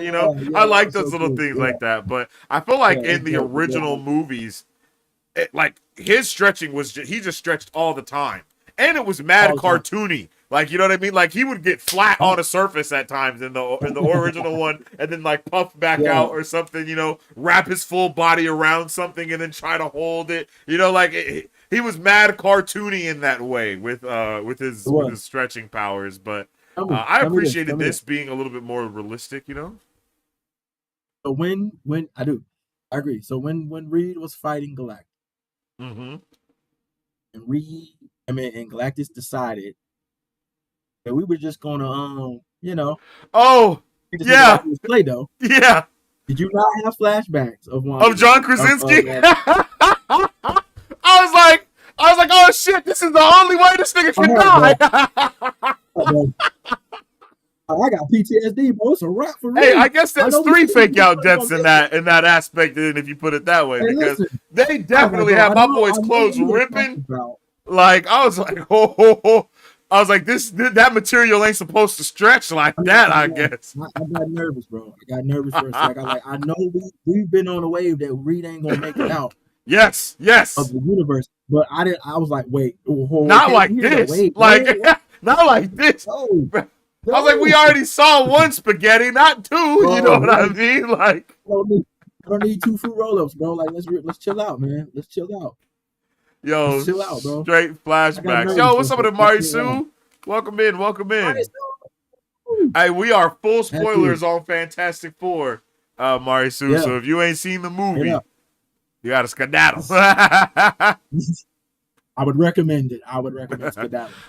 I also guess I am remembering Multiverse of Madness. Yeah, bro, you are for sure, bro. Like, yo, Matthew, you're on my wavelength. For a minute, for a few thoughts, I thought they would go with the Annihilus route with Johnny. See, and that's what I'm saying. Like, they teased us. Bro. I was like, he's going through that portal, and on the other side of it is Annihilus. Let's go. Like, I thought of it immediately, and then the Silver Surfer pushed him out of the way, and I was like, ah. Yeah, the Surfer. But. Keep that same thought. Hold on to that thought, Matthew. Yeah. Hold on to that thought, because we are getting it now.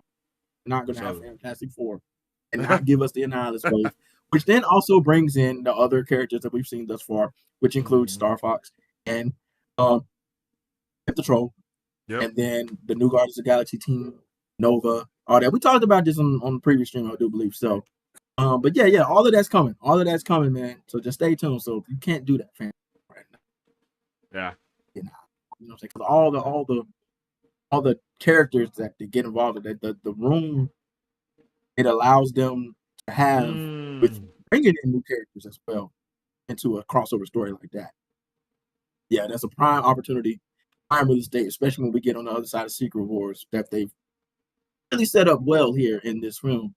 Yeah, that's all in there, man. That's all in there. Yeah. Marisu said, I was extremely disappointed in Reed's stretchy powers. Ben is super strong. Johnny is super fiery. Sue is God tier Super Saiyan Jedi Force pusher. Reed is only mildly stretchy. That's a really good point when you put it like that. I didn't even look at it from that aspect, but I guess he is the weakest out of the team in this, like when it comes to how far their powers go. And I do think that he's way more powerful than they portrayed him. I think they just have a problem with stretchy powers. I don't know, because they didn't give Miss Marvel her stretchy powers, and then I don't know what that's about. It's like we just said, though. It's like we wanted to see more. 100%. I wish we got more, because the few scenes where we got him in action were dope.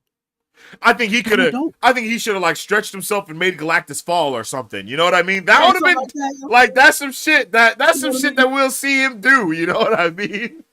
Yeah, that makes sense, right? It makes sense. So in that regard, I think we all agree. Yeah. Because OG Fantastic Four and what's it called? Elastigirl are way more stretchy than this version of Reed. You know what I mean? Like they are hella stretchy to the most dynamic, almost borderline, almost borderline that God tier stretch level, because when you get cartoony with your stretching, that's when it's like on a whole nother level, right? Like, right, exactly. I don't think Galactus would have been able to stretch OG Fantastic Four, OG Reed Richards, and actually, do something. He'd have been like this, and bro wouldn't have been, nothing would have been wrong with him. He would have just been mad thin, and it would have been like, Yeah, but I think, it feels like it's intentional. Like I said, definitely the storytelling that they gave at the front, it's all intentional. So I think everything was done with intention here. Even if you want to call it a nerf of Reed, I think that's intentional as well for what we got at the end, right? Because you wanted to look away. You don't want them to look like they can handle Galactus on their own. Because that was the whole That was Silver Surfer's whole thing. Like, no, y'all can't beat this motherfucker. No, Yeah. y'all not finna win. Yeah, true. Because nobody has. Yeah. Nobody has. He's a universal constant. Like, there has to be a Galactus for the universe. So, like, no, y'all not finna beat this dude. But now, and that leads me to another point that we talked about in the previous stream, because someone in the chat brought it up. What if the F4 beat Galactus? Okay. Yeah. We said Galactus is a universal force of nature. It has to happen. There has to be a Galactus. Now there's not a Galactus. Yeah. They sent Galactus packing across wherever. There will be ramifications of that. Just like we know if a anchor being dies, O2 does that universe, right? Yeah. If a universal constant is no longer in the universe, what does that do to the universe? So now we have an even bigger problem than Galactus on our hands. Yeah. That's very That's true. insane to think about. We're going into Doomsday. And then Secret Wars. So these problems are just getting bigger and bigger. And bigger and bigger. Yeah, yeah. And then they've already made an impact of saying if a being from another universe goes into another universe, the impact that they have on that universe can also cause an incursion. Because, you know what I mean? Like, so it's like if you're crossing into other multiverses and doing shit, that's going to cause an issue. So if you send the big G to another universe, that's definitely causing some issues. They just doomed somebody. Yeah. They just ended someone. Damn. Yeah. That's crazy. Think about that. You are, oh my. Did y'all hear what Sensei just said, man? Yeah, that's y'all crazy. Hear what Sensei just said? You're crossing universes and you're impacting those universes. Something as big as Galactus crossing however many universes along the way, and ending up in another universe completely. Incursion 100% is now happening. Yeah. Somebody's universe is crashing into somebody else's universe, and it is a problem. Can you imagine if they just sent bruh into another Earth? Like in the same exact, like he's at the same place on a different Earth in a different multiverse, and they just push him from one into the other, and he just stumbles back, and he just keeps stumbling into a different Earth, and he's like, oh shit, and then he just starts turning up again. Like that'd be crazy. Listen, that is a super important piece of information that you just dropped on the chat, man. That's wild. Because they're giving us this.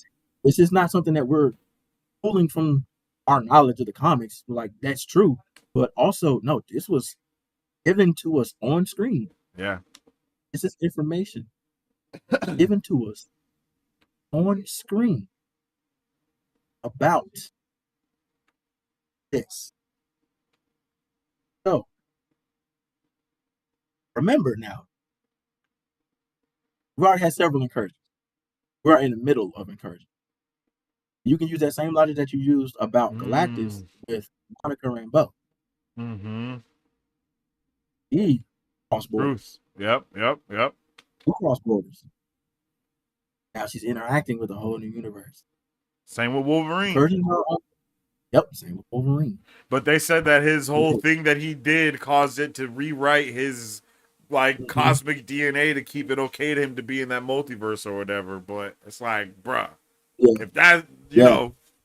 We got some people in some other universes and some things going down right now, G. So it's going up, bruh. Right. Bruh. Yeah, that's a big, huge drop right there. Huge drop right there. That's crazy.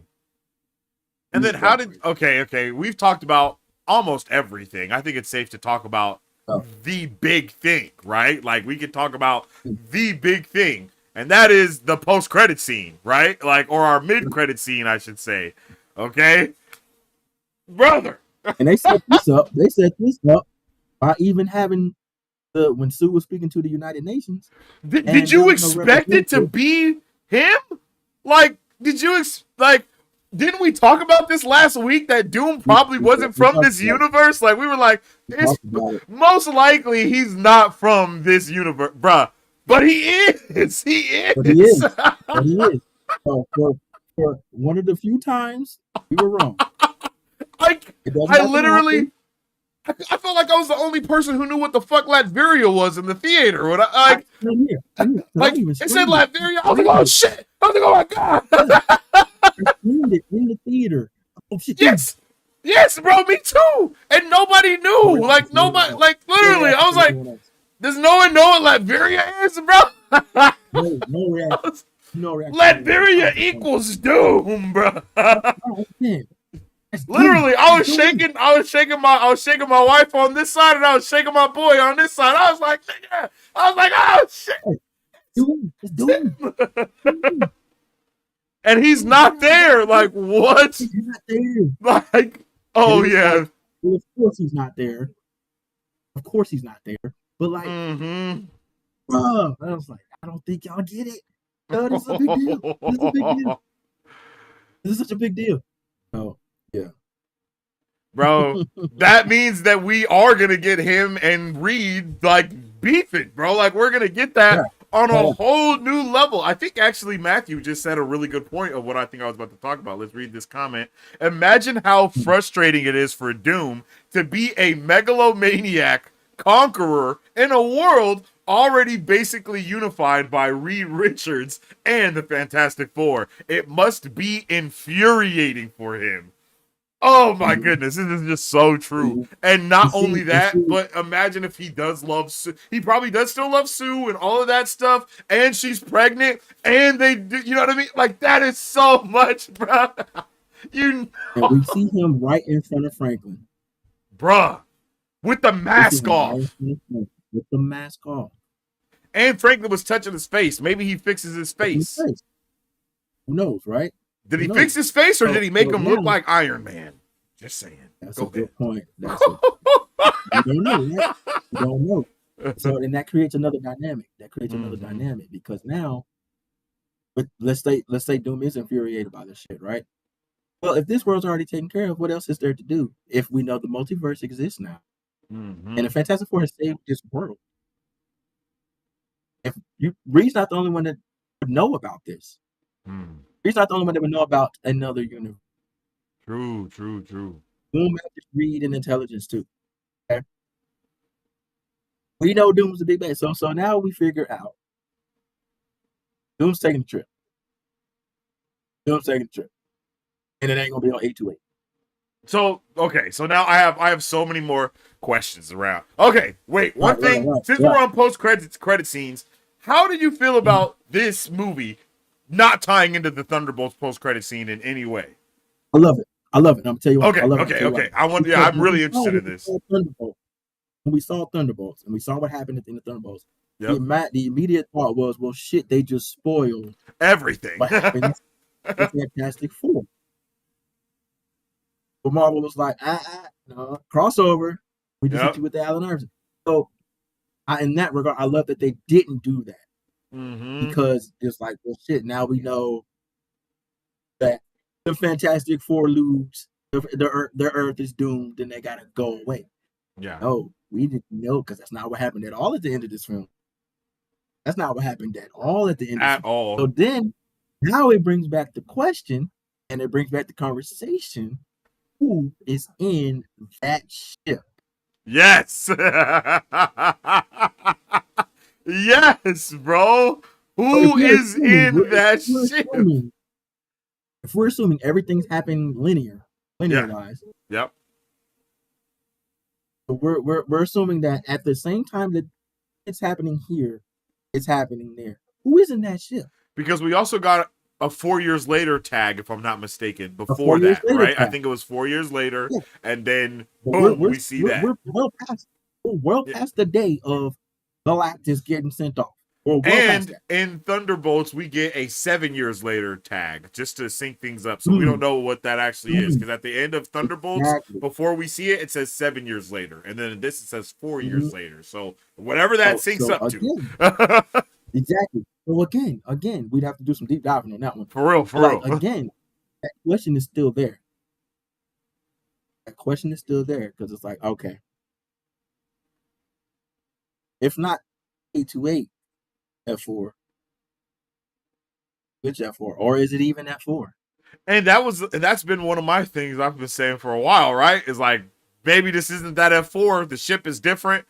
They've made a notion to even show that the ship is basically gone at this point. Yeah. But also in Yeah. that 4-year gap, he could have made a new ship. Reed definitely could have made a new ship. Very true. You know what I mean? Like there's a lot of stuff. You know what I mean? Like there's a ton of stuff, bro. That's possible there. So, and I love that when we see Doom, I just love that reveal, bro. I think everything about him was breathtaking. I'm gonna tell you this. There's something else that I noticed. It was Sue's reaction. Mm-hmm. It was more so of, who is this? But why are you here? Because she didn't. Yes, very true. But she had, you know what I'm saying? Because she went to the kitchen to get some stuff, and she's coming back. She didn't drop anything. Mm-hmm. She wasn't surprised. She just balled up the fist and was ready to fight. You see what I'm saying? That's Her reaction, very true. oh, immediately. That's very true. Why are you here? There's already something here, right? They already know of this nigga. Yeah. You see what I'm saying? Yeah. So her reaction told me, bro, what are you doing here? Not who the fuck is this? Because if she wasn't necessarily shocked, she was more so pissed. So, yeah. us going back to the relationship between Reed to Doom, that can be assumed. One could assume that does already exist here, just off the reaction. I mean, we're connecting dots, obviously, but I don't think it's that far out of the realm of possibilities to say they're all aware of each other. Right? Yeah, that makes sense. That makes the most sense, bro. We got a lot of information in that little bitty clip. Okay, so it wasn't 7 years; it was 14 months. So it was. So what is 14 months? A year and a half. So it was a year and a half later, and this was 4 years later. But we don't know. We don't know how time works in other universes relative to how that goes, though. So that's another thing that really messes us up. We're basically gonna have to wait until this gets put in the sacred timeline, I guess. You know what I mean? Like I think that's the only like in the MCU timeline on Disney Plus. I think that's the only way we could actually know where this movie rightfully fits. Is Thunderbolts on Disney Plus yet, or is it not out on there yet? That's a good question. I did not, because if it is, I was like, if it is, it should be in the timeline, and that will let us know where we really are. Especially because we know that the events of Captain America: Brave New World has already happened. You know what I mean? So I think Thunderbolts is the last thing canonically in the timeline of the sacred timeline in the MCU, because Deadpool and Wolverine happens around Agatha all along, if I'm not mistaken. And then all of that, all of that is earlier on. And yeah, I mean, if we say that the movie 4 years later is, when we get to that point with Doom, is like at the same time that we see in Thunderbolts. Like if we just say that is either Doom or one of them in that ship going to another timeline trying to chase Doom, whatever it is, if that's the first step's Fantastic Four, after Doom comes and gets Franklin, and then they leave trying to chase him, then that would mean that those movies are right there at the end of everything as well. So it would be Fantastic Four and then Thunderbolts would be like right after it, still being the last movie in the And I think that's a good point, a good fair assessment there to have there. So, but that's crazy to think about.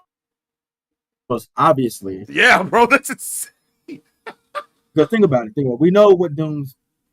We can piece together for those that aren't keeping up here. Doom is going to be the big bad of everything. But in order to do that, Doom needs to have something powerful enough to control. And access. Yeah. He needs something powerful enough to get to the TVA. Yep. To get to Loki. Because Loki, as we saw Loki season 2, Loki is now the one thing keeping all the timeline from continually going fucking haywire. Yeah. We got a million timelines now. There's no longer 8 second times, a million timelines. But he's the only one holding it all together. That means Loki at this particular time is a being of immense power. Mm. Doom is going to need that power. So he's got to get to Loki. Yeah. Right? And you can't just cross the street and hop up in the TVA. It's a place that exists outside of time itself. Yeah, right? that shit is not a hop, skip, and a jump. Yeah, like you ain't just gonna walk across the street and there go TVA and you do pull up to the TVA, right? So he needs a way to get there. Now we're talking about interdimensional travel, and we need ways to get there. So him snatching up Franklin, the power of the most powerful being in the universe, one who could create an entire universe on his own. That's a lot of firepower right there, right? And imagine if he gets that, and then he gets Loki. Yeah. So it's going to be interesting. And speaking of what you were saying too, like with Doom and traveling the multiverse and doing all these things, I don't know if I think everybody heard it. There's a portal sound that you hear right before Doom is there. Like he's not there, and then you hear the portal. It's like, you hear the sound, and it's like what the shit, and then he's there. I'm wondering if that sound is similar to the sound that we hear from John Krasinski's Reed Richard, because you know that whole portal technology is like, you know what I mean? That whole shit is like, you know, that's his shit. Right. You know what I mean? That's so we can have that. We got the time chair that Kang was even using. That's somewhere in the quantum realm. You know, I mean, there's a lot of ways for these things to be looked at, especially with the quantum realm being the center of the not a center, but a nexus point, I guess you could say, across universes, because every universe shares the same quantum realm. Like it's like, are we? So it's like, do we go Doom quantum realm? Do we go Doom TVA? Thinking about that Thunderbolts moment, it was a little menacing when it was like there's something in the sky, and then you saw the ship. It wasn't like even a heroic arrival at all. You know, it didn't have that heroic feeling to it. Like we all felt dread from it. Like we thought it was bad immediately. Yeah. So it's like, is that feeling Doom pulling up on the 616? Or is that feeling the Fantastic Four trying to find help? Like how does this, like what is that? What is going on there? Good point. I think adult Franklin Richards is on that ship. Oh, damn. He'll be. That would be crazy. He'll be aged up. He'll be aged up to a teen by the time we see him again. I don't think we'll have adult Franklin until later. But if you notice, this film did some time jumping. Fantastic Four did some time jumping. We got baby Franklin, and he's a little bit older, and then it was 4 years later. Yeah. Right? So we had a few different time periods in this movie. So we will see. I think we see teenage Franklin. Given where we are with, even if we go with some of the younger heroes, it'll be teenage Franklin first. I can confidently say it's going to be teenage Franklin. We already got Riri, we got Miss Marvel, we got Kate, we got Cassie from Ant-Man. I mean, there was even Teen Loki in Loki season 1 that we talked about. If you Isaiah want to go Bradley. Back to there's Bradley. He's definitely pulling up. You see what I'm saying? And then Amadeus Cho's coming soon. So I mean, like we got the age range is, we're looking from like teen to early adults. That's why the Young Avengers want all the Young Avengers, right? And it's legally they can't be anyway, thanks to Sam. So yeah, unless it's a team, unless they're like a subsidiary of them or something. If they do something like that, especially because what is it? I think isn't there an animated Young Avengers that has like a young Captain America and all of them, and then like I think Maestro Hulk is like one of their like their mentors or whatever. They could definitely do some shit like that too. They can, and with it being a new universe on the horizon, of course they can. Yeah, of course they can, right? Of course they can. So thinking about all that we're getting with Billy and Tommy too.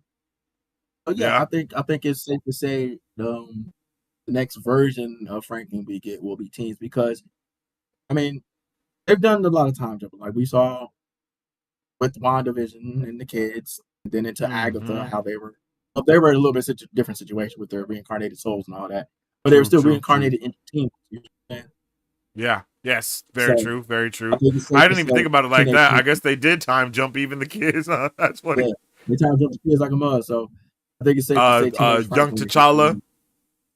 Yeah, T'Challa Ooh, Jr. yep, Mm-hmm. yep, Toussaint. yep, yep, yep. Yeah, to son. So yeah, I Yeah. think teenage Franklin is the next step for sure, for sure. Yeah. I agree, bro. I agree. I would like to see that. I think we'll probably have adult. I could see adult Franklin pulling up. I could see having teen Franklin and adult Franklin at the same time on some crazy shit. You know what I mean? I will be some wild shit. I think Secret Wars type. I don't That's think definitely we're some Secret outside Wars of shit. time travel happening here in Secret Wars 2. You know what I mean? Oh, Like we got everything is on the that's board that. here, bro. You know, so Yeah, everything's on tape. Everything's on tape. Everything's on yeah, tape. so Everything's on tape. even another Nothing is multiversal realistic. Franklin Richards from another multiverse or something like that. We could do a little bit of Yep, everything. Um, yeah, right, okay, let's go right. back into chat. I see everybody been going crazy since we started talking about Yeah, Doom. Chaz jumping. It is entirely possible that He Who Remains or Nathaniel used his Victor Von Doom's technology as a basis for his own. Anyways, I think it is a good.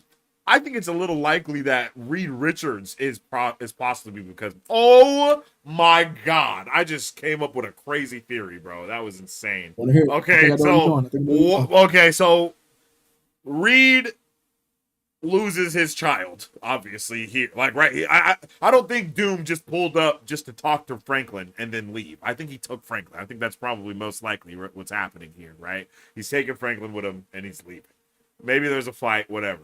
Maybe my guy is in being so filled with guilt and rage unknowingly creates the TVA because if you look at all of the technology that Reed has, it is TVA technology, bro. Like it literally is. Like there's nothing else to say about it. It's just the TVA's technology. They didn't even change it. Almost like it's the same shit. Like it's crazy.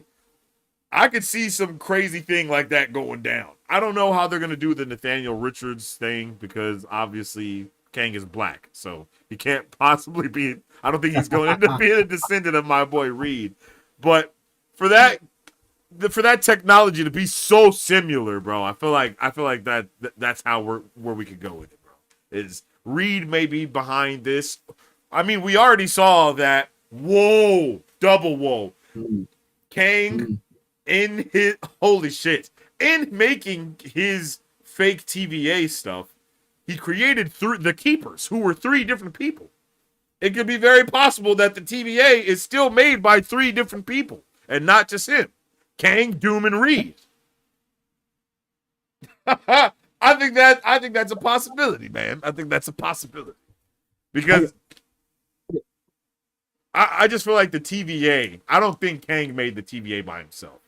I just don't think that. I mean, mm, obviously, Ramona Renslayer helped and all that, but none of them even mm, remember, right? That none of them remember anything. It's like part of right, the right. job application It's to like get your memory this is it. wiped. This is right here.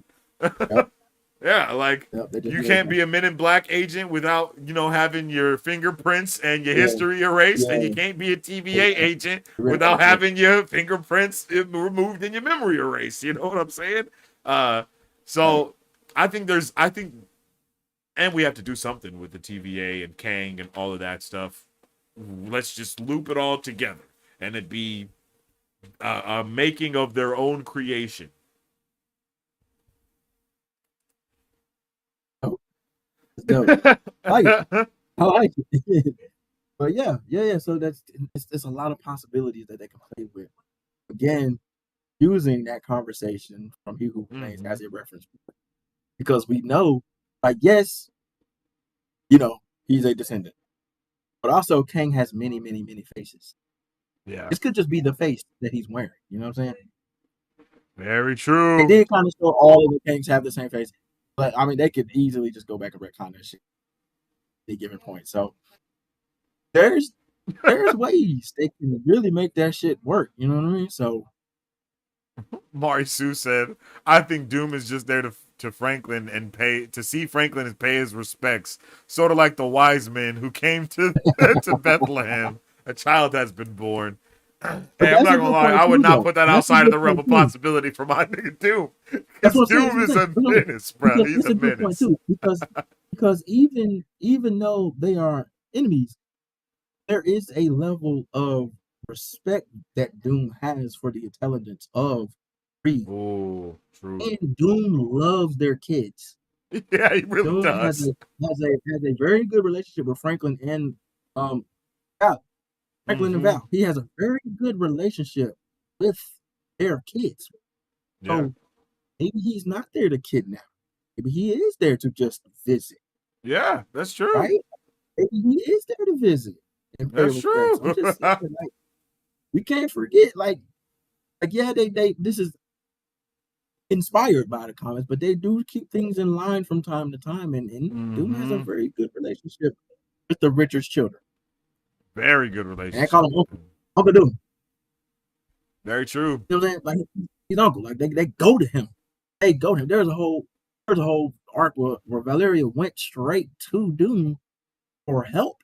Yeah, yeah. Because she didn't feel like Reed and Sue could help. True. Doom was even trying to help Franklin when he was losing his powers. Oh, yeah, yeah. So there's a Doom has a good relationship with the children. It's just the parents he don't like. he'll protect the kids. He'll protect the kids. So that's a really good point, Marcel. Kind of really onto something there. Man, really what if he's there to protect them? What if he's not there on malicious intent at all? What if he's there like, hey, bro, the world is about to end, bro. Like, hey, G, look, Reed, we gotta bury the hatchet, my guy. We gotta figure out something.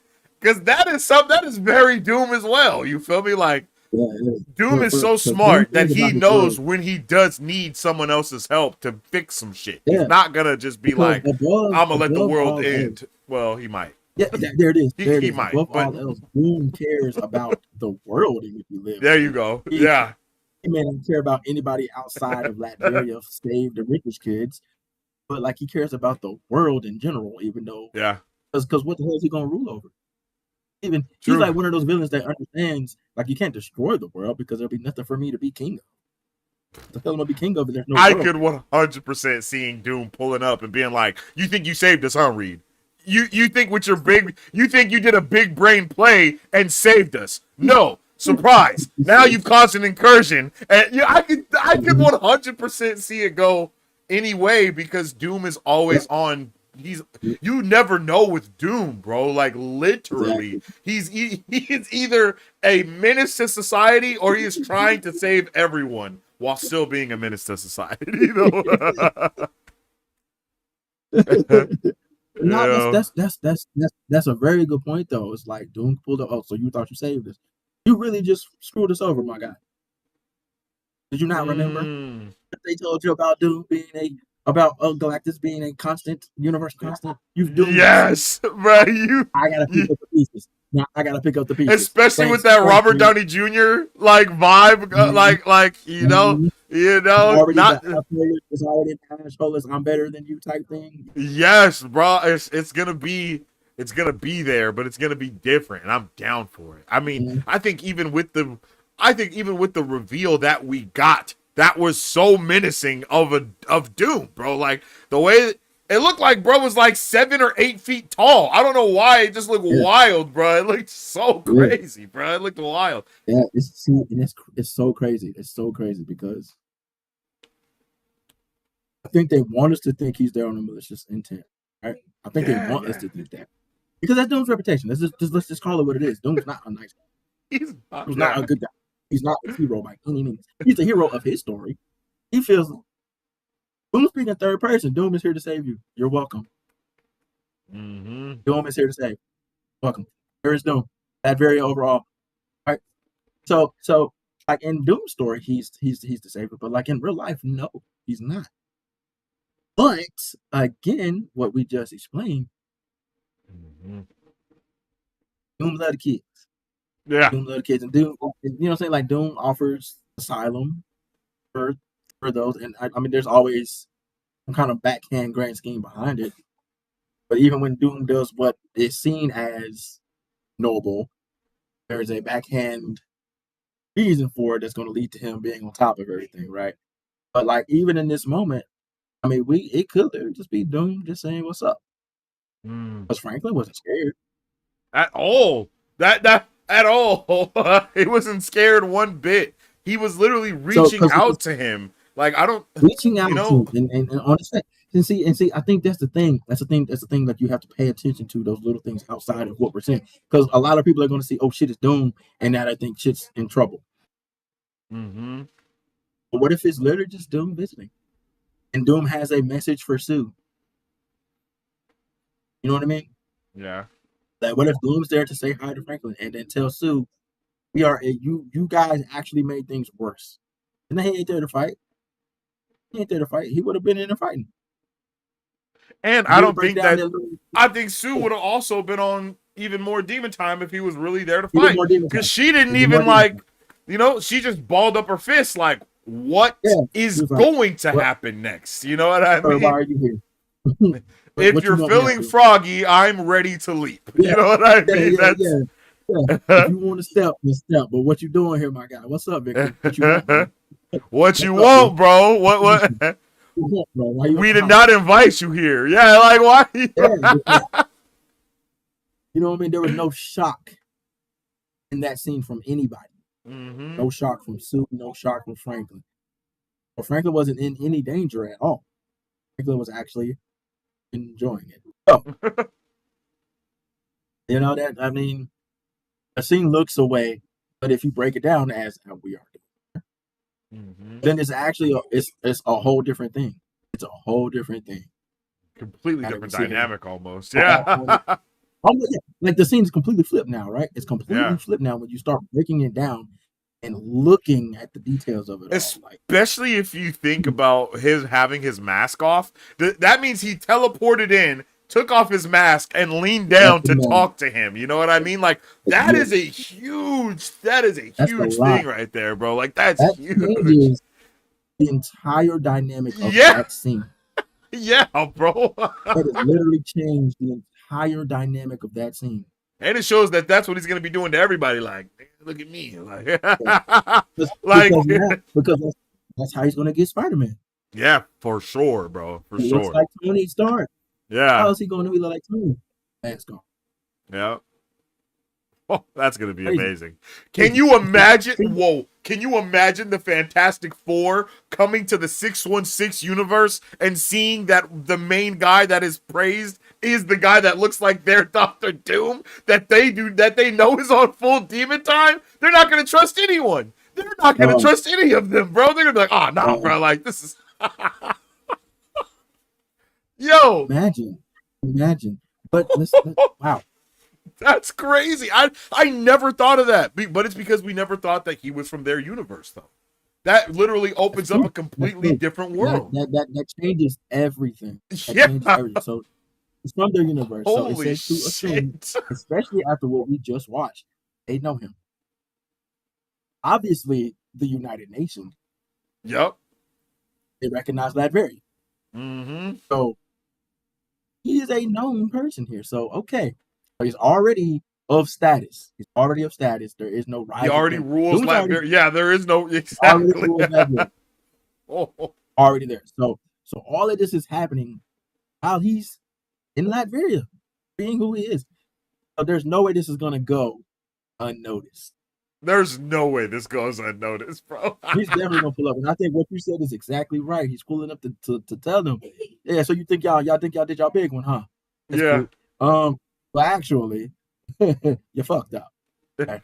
And now, as it should have been from the beginning, Doom is here to save all. And where did it lead you? Right back to me.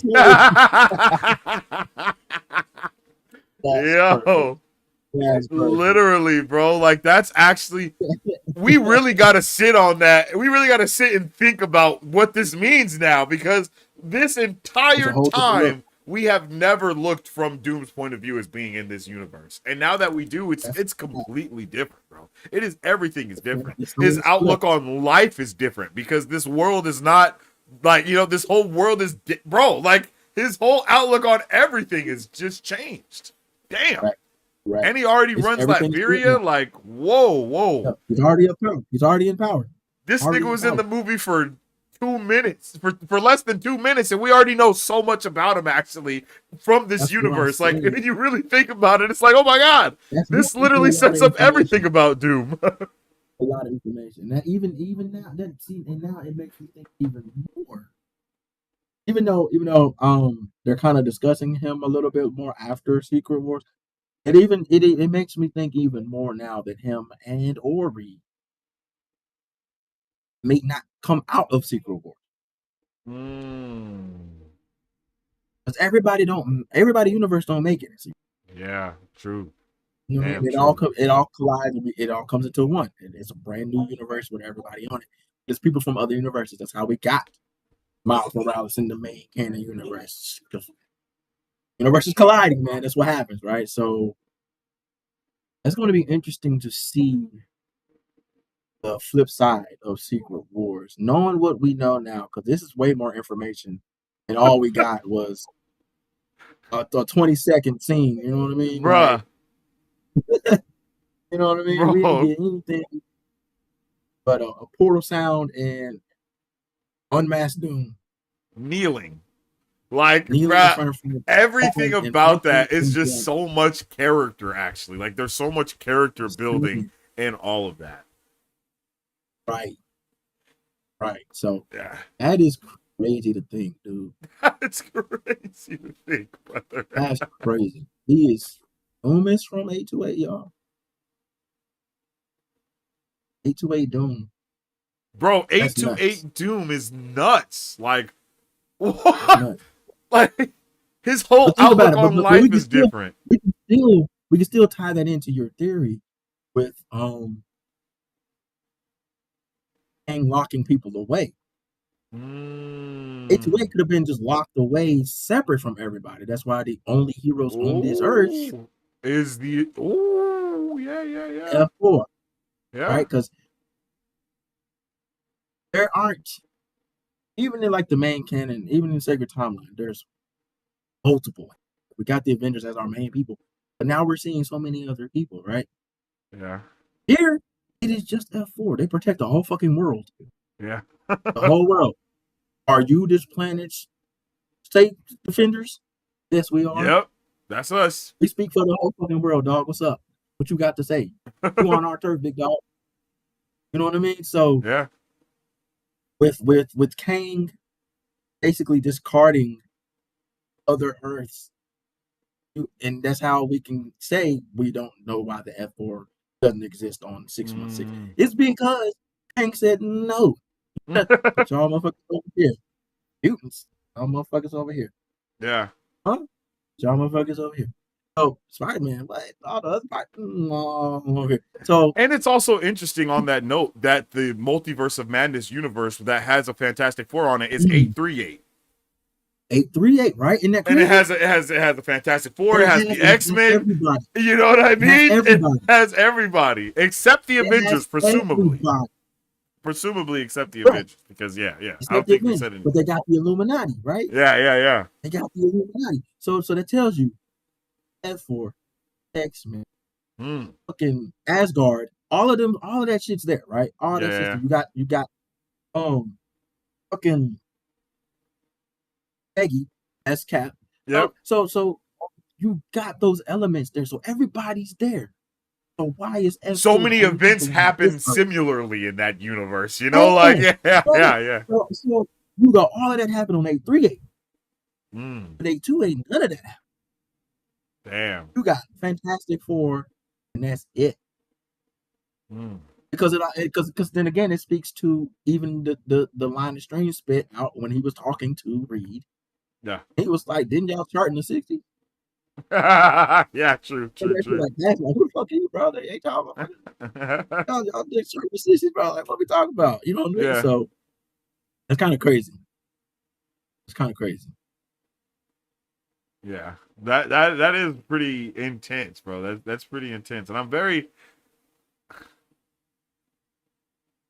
damn. But you know what else I just thought of that this means? This Doom doesn't know magic like that, maybe, bro. Because this universe is way more of a science world. Everything about this is way more sciencey. So he might just be way more sciencey himself. That's true. He doesn't have to know.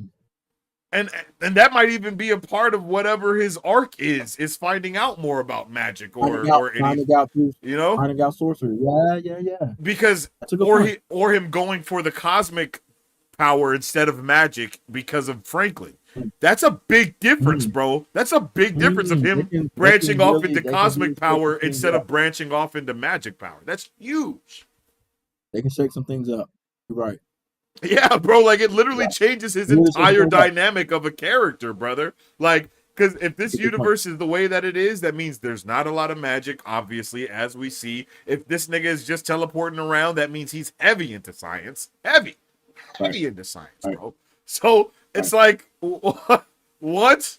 We have so much, man. There's a lot here, bro. There's a lot there. There's a lot there that we like we gotta dive into, bro. Yeah. Because there's no Doctor Strange there, presumably. The only thing that's it. The only people there is there's no Doctor Strange. There's no Wanda. No Wong, no Sanction, no Sanctum. You know the magic. What are they called? The Sanctum Sanctorum. Like there's none of that. No Sanctum, bro. So it's like there's a lot there. There's a lot that's not there. Yo, there's a lot that's not there. Right. No Thor. So, that's no science is magic. You know what I mean? Like there's a lot that we miss out on without that, bro. A lot doesn't. So. Hang on. Okay. Check this out. So we talk about now, and I put this in the Discord about how Doom will assemble a team. Yeah. Okay? Now, since he doesn't have right now access to magic, witchcraft, sorcery. Remember when we talked about the people that would be joining Doom? And Strange and Wanda were two of the people that we mentioned that would be joining them. That covers your witchcraft and your sorcery. Doom will have his own team. Doom's going to have his own Masters of the Universe. Doom ain't going to be storming across the multiverse by himself trying to get all his power. He can't. He'll get overpowered. He can't. Yeah. He has to have his own team. It's going to be a team of villains, but also heroes that agree with his premise. Yeah. Doom will be appealing to some people. Will find what Doom is saying appealing, and we'll agree with them. Strange being one of them, and we already know Strange is one of those people that will do whatever it takes for their greater good, which is why the Illuminati killed his ass. Yep, killed their version of Strange. Reed Deadass said, in our experience, the most dangerous person to the multiverse is Doctor Strange. I do not Wanda. Nuh-uh. I do. Wanda, Strange. Yeah. All right. So you can go ahead and just chalk him in. Team Doom, Doctor Strange. Team Doom. Wanda. Team Doom. Because Wanda been on some shit anyway. Right? True. All she wants to get. She's on her shit. She's. I think Wanda's repentant. Absolutely not. Come on now. Let's be real. Let's be real. That's so true. That wasn't even as far as she can go. Mm-hmm. She wasn't even. She said it. She said, "This is me being reasonable." Yeah. Now it's to her being reasonable. So by her own admission, she was really just chilling. You're doing this shit on some chill shit. So you don't want an unhinged Wanda. Yeah. You know what I'm saying? So with Doom not having access to that on his Earth, he's going to get access. It's Doom we talk about here. He's not going to be without it for long. Yeah, very true. You know what I'm saying? Spider-Man. We already putting the team together. We got Doom, Wanda. That's crazy. Come on, man. Damn, that's crazy. Come on, man. And that's just from the 616. We talking multiverse. We're gonna have different versions of these characters, different versions of these heroes. That's probably gonna pull up with Doom.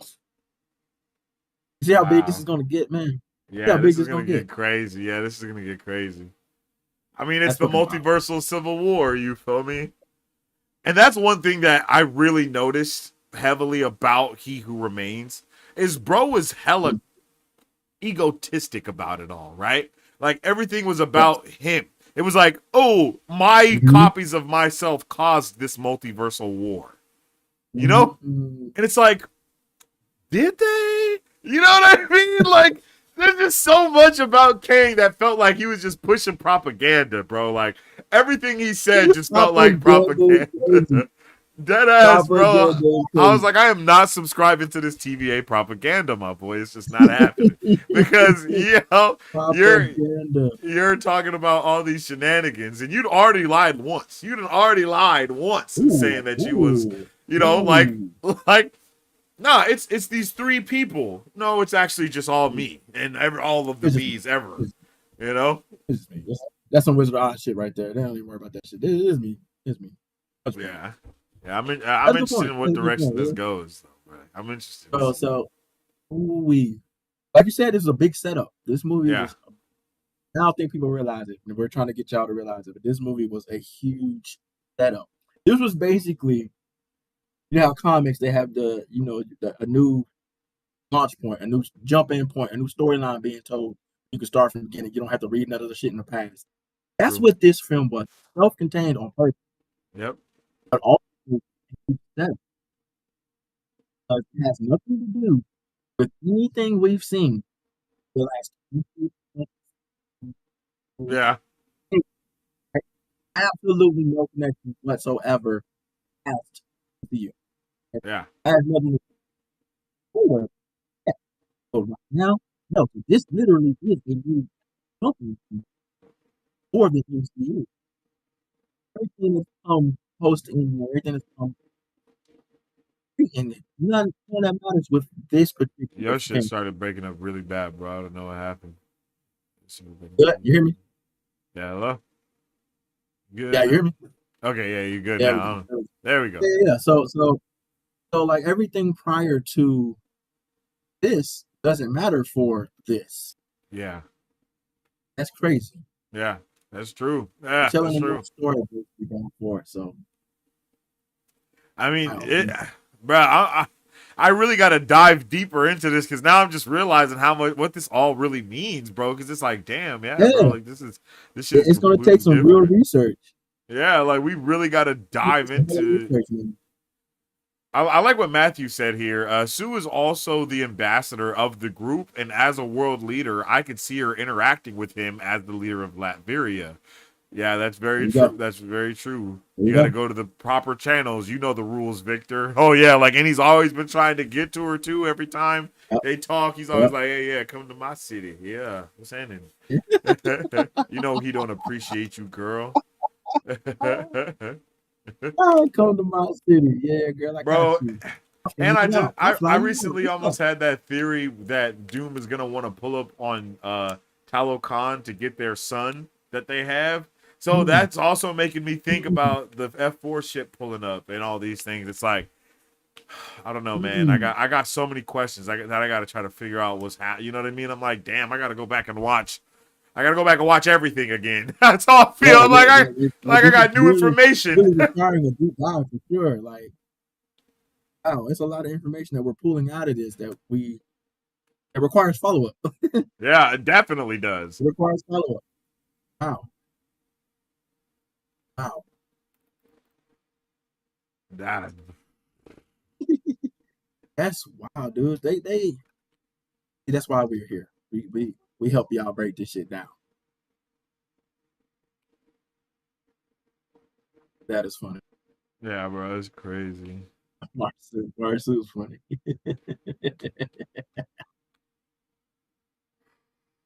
Oh, well, But yeah, oh, that's yeah, crazy. yeah, bro. That is crazy, dude. Cause just that doom scene, you get a reaction, but I think they want that to be the reaction, but that's not the Mhm. reality.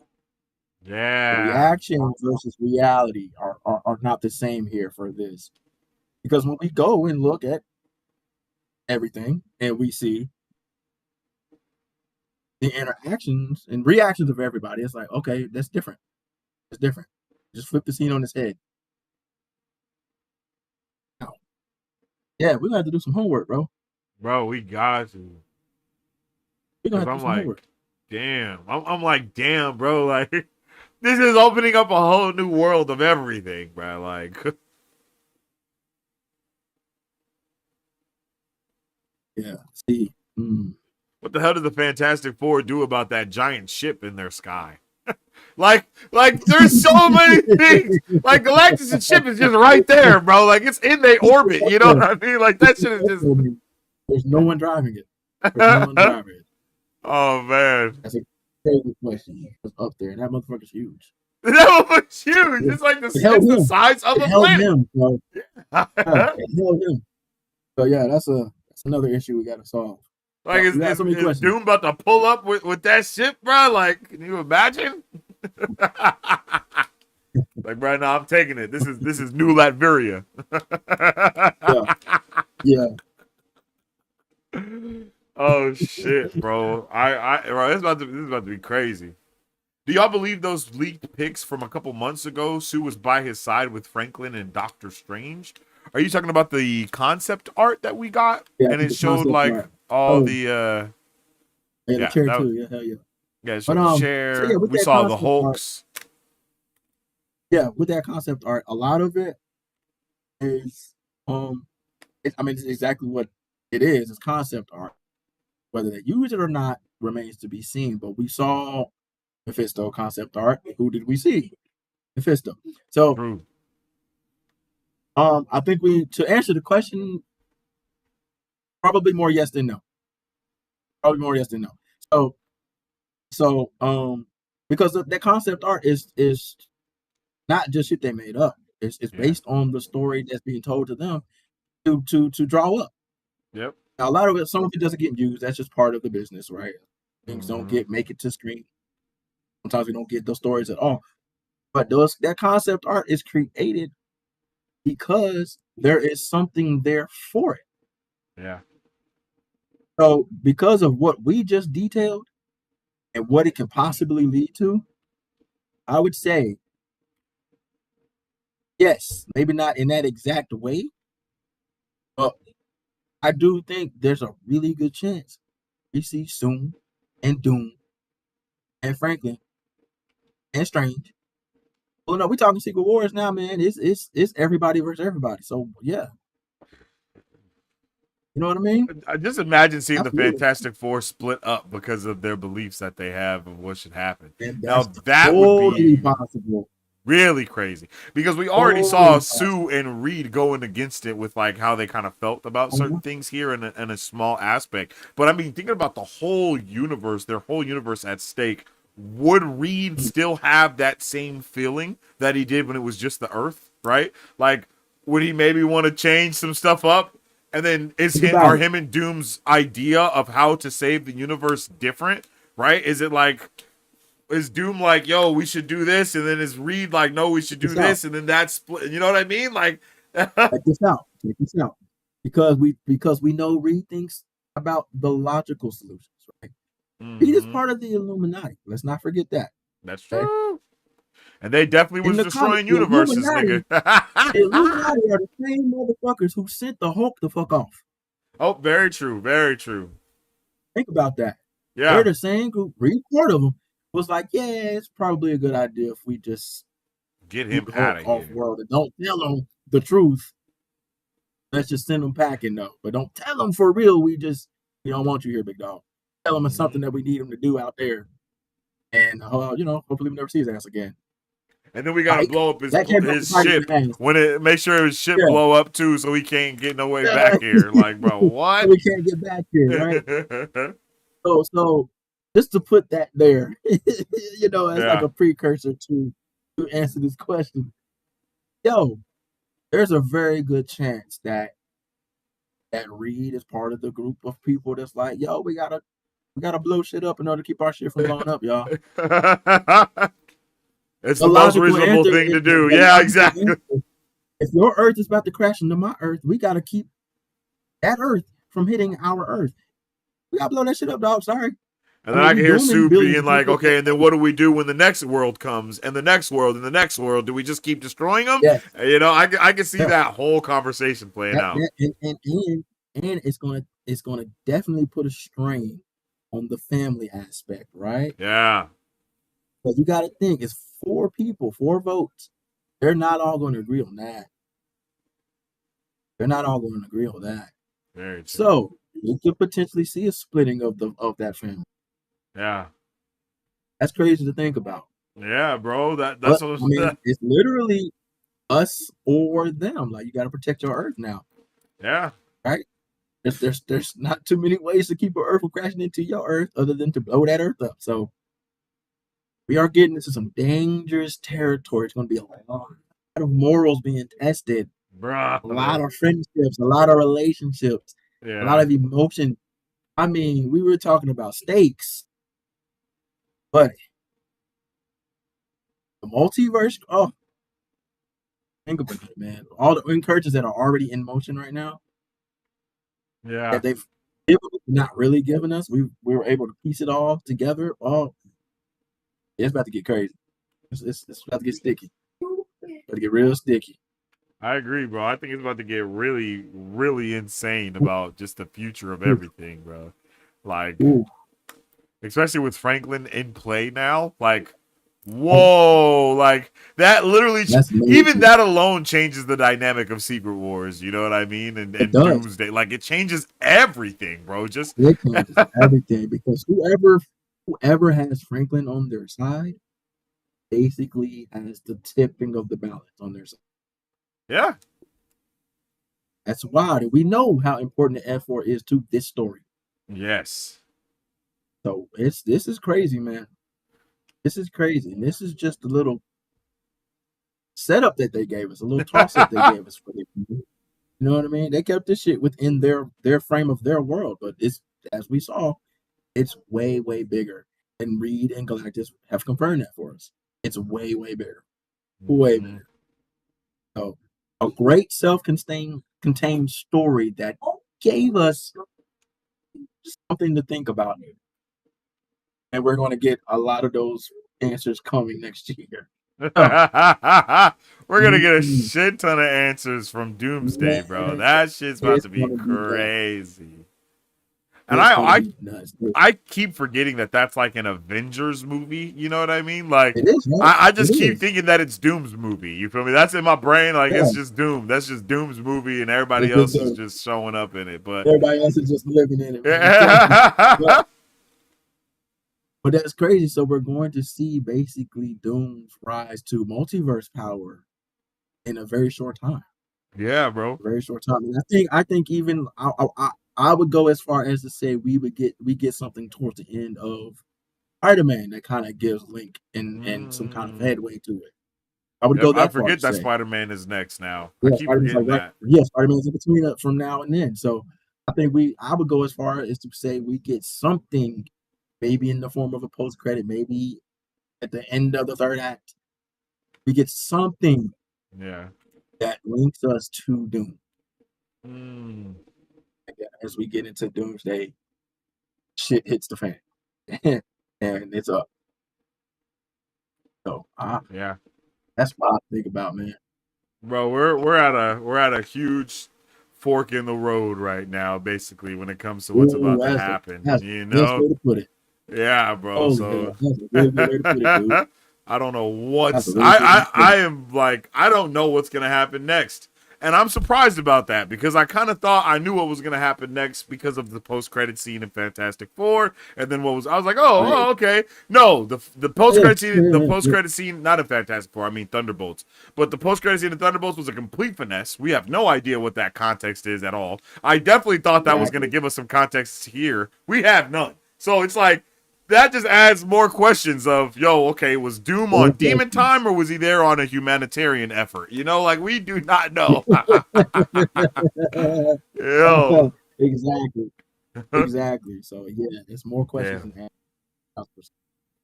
Damn, bro. I can't believe it, yo. But I think we've really talked about everything. We've talked about the movie, we talked Yeah, about the we post covered it. credit scene, we nerded out, we theorized about some other stuff as well. We've been talking in chat, and y'all been talking back, and we definitely appreciate all of that. What are you got any final thing that you want to talk about, or any final say before we get up out of here, G? Man, I think I'm gonna do some deep diving here on some of the Mm, related projects that kind of correlate with what we talked about here. Definitely gonna check out Thor: The Dark World again. yeah, I mean, even some reference points in Quantum Mania that can be true, revisited here. So I'm gonna definitely look true. into those films and kind of gather some information and theorize going forward what we could be looking into. So we got a lot of homework ahead of us, man. I agree, bro. Just off of the top of my brain, I think some movies that could be in the, you know, uh, chamber to be rewatched. You already said Dark World. I definitely think Multiverse of Madness should be in there, Oh right? yeah, Like I think that should be yeah. in there for sure. I think maybe No Way Home, but maybe not. I think that's more Mhm, magic-y. I think we probably kind of got mhm, all of that stuff. That was a magical reason why that incursion was going on. And it really wasn't an that's incursion. good. It was more of a multiversal rift. And once we get into those things, it's really different. It's all basically like No Way Home is like a level 1 incursion, basically. And what we saw in the Mm, Marvels is kind of like a level 4 incursion. And then, that's a good one in for that. and Multiverse of Madness, we hear about a full-on incursion happening because that's where the evil Doctor Strange is. So we see a full-blown Yeah, incursion, like the aftermath of a full-blown incursion there. right. You know what I mean? So I do think that Dark World is a big one to go and rewatch because of multiversal reasons to understand like some of the foundation there. Multiverse of Madness is Yeah. really important to understand a little bit more about incursions. I don't think the Mhm. Marvels is as important because I think a lot of what they talk about in the Marvels is already gone over in Multiverse of Madness when they start talking about Yeah, incursions. But I Monica agree. does say a very specific line about the incursion before she flies to the other side to seal it up. So whatever that is, I can't remember, but I think that could probably be important.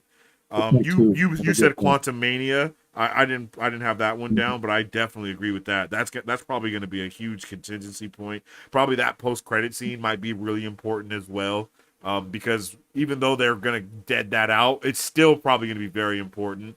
Um, Mhm. oh, Loki, obviously we got to I Loki, think we actually good, have to good. rewatch Loki. I think it's probably a huge must to rewatch Loki. That's probably what the first I thing that agree. I'm going to do right now is rewatch Loki Yeah, because yeah.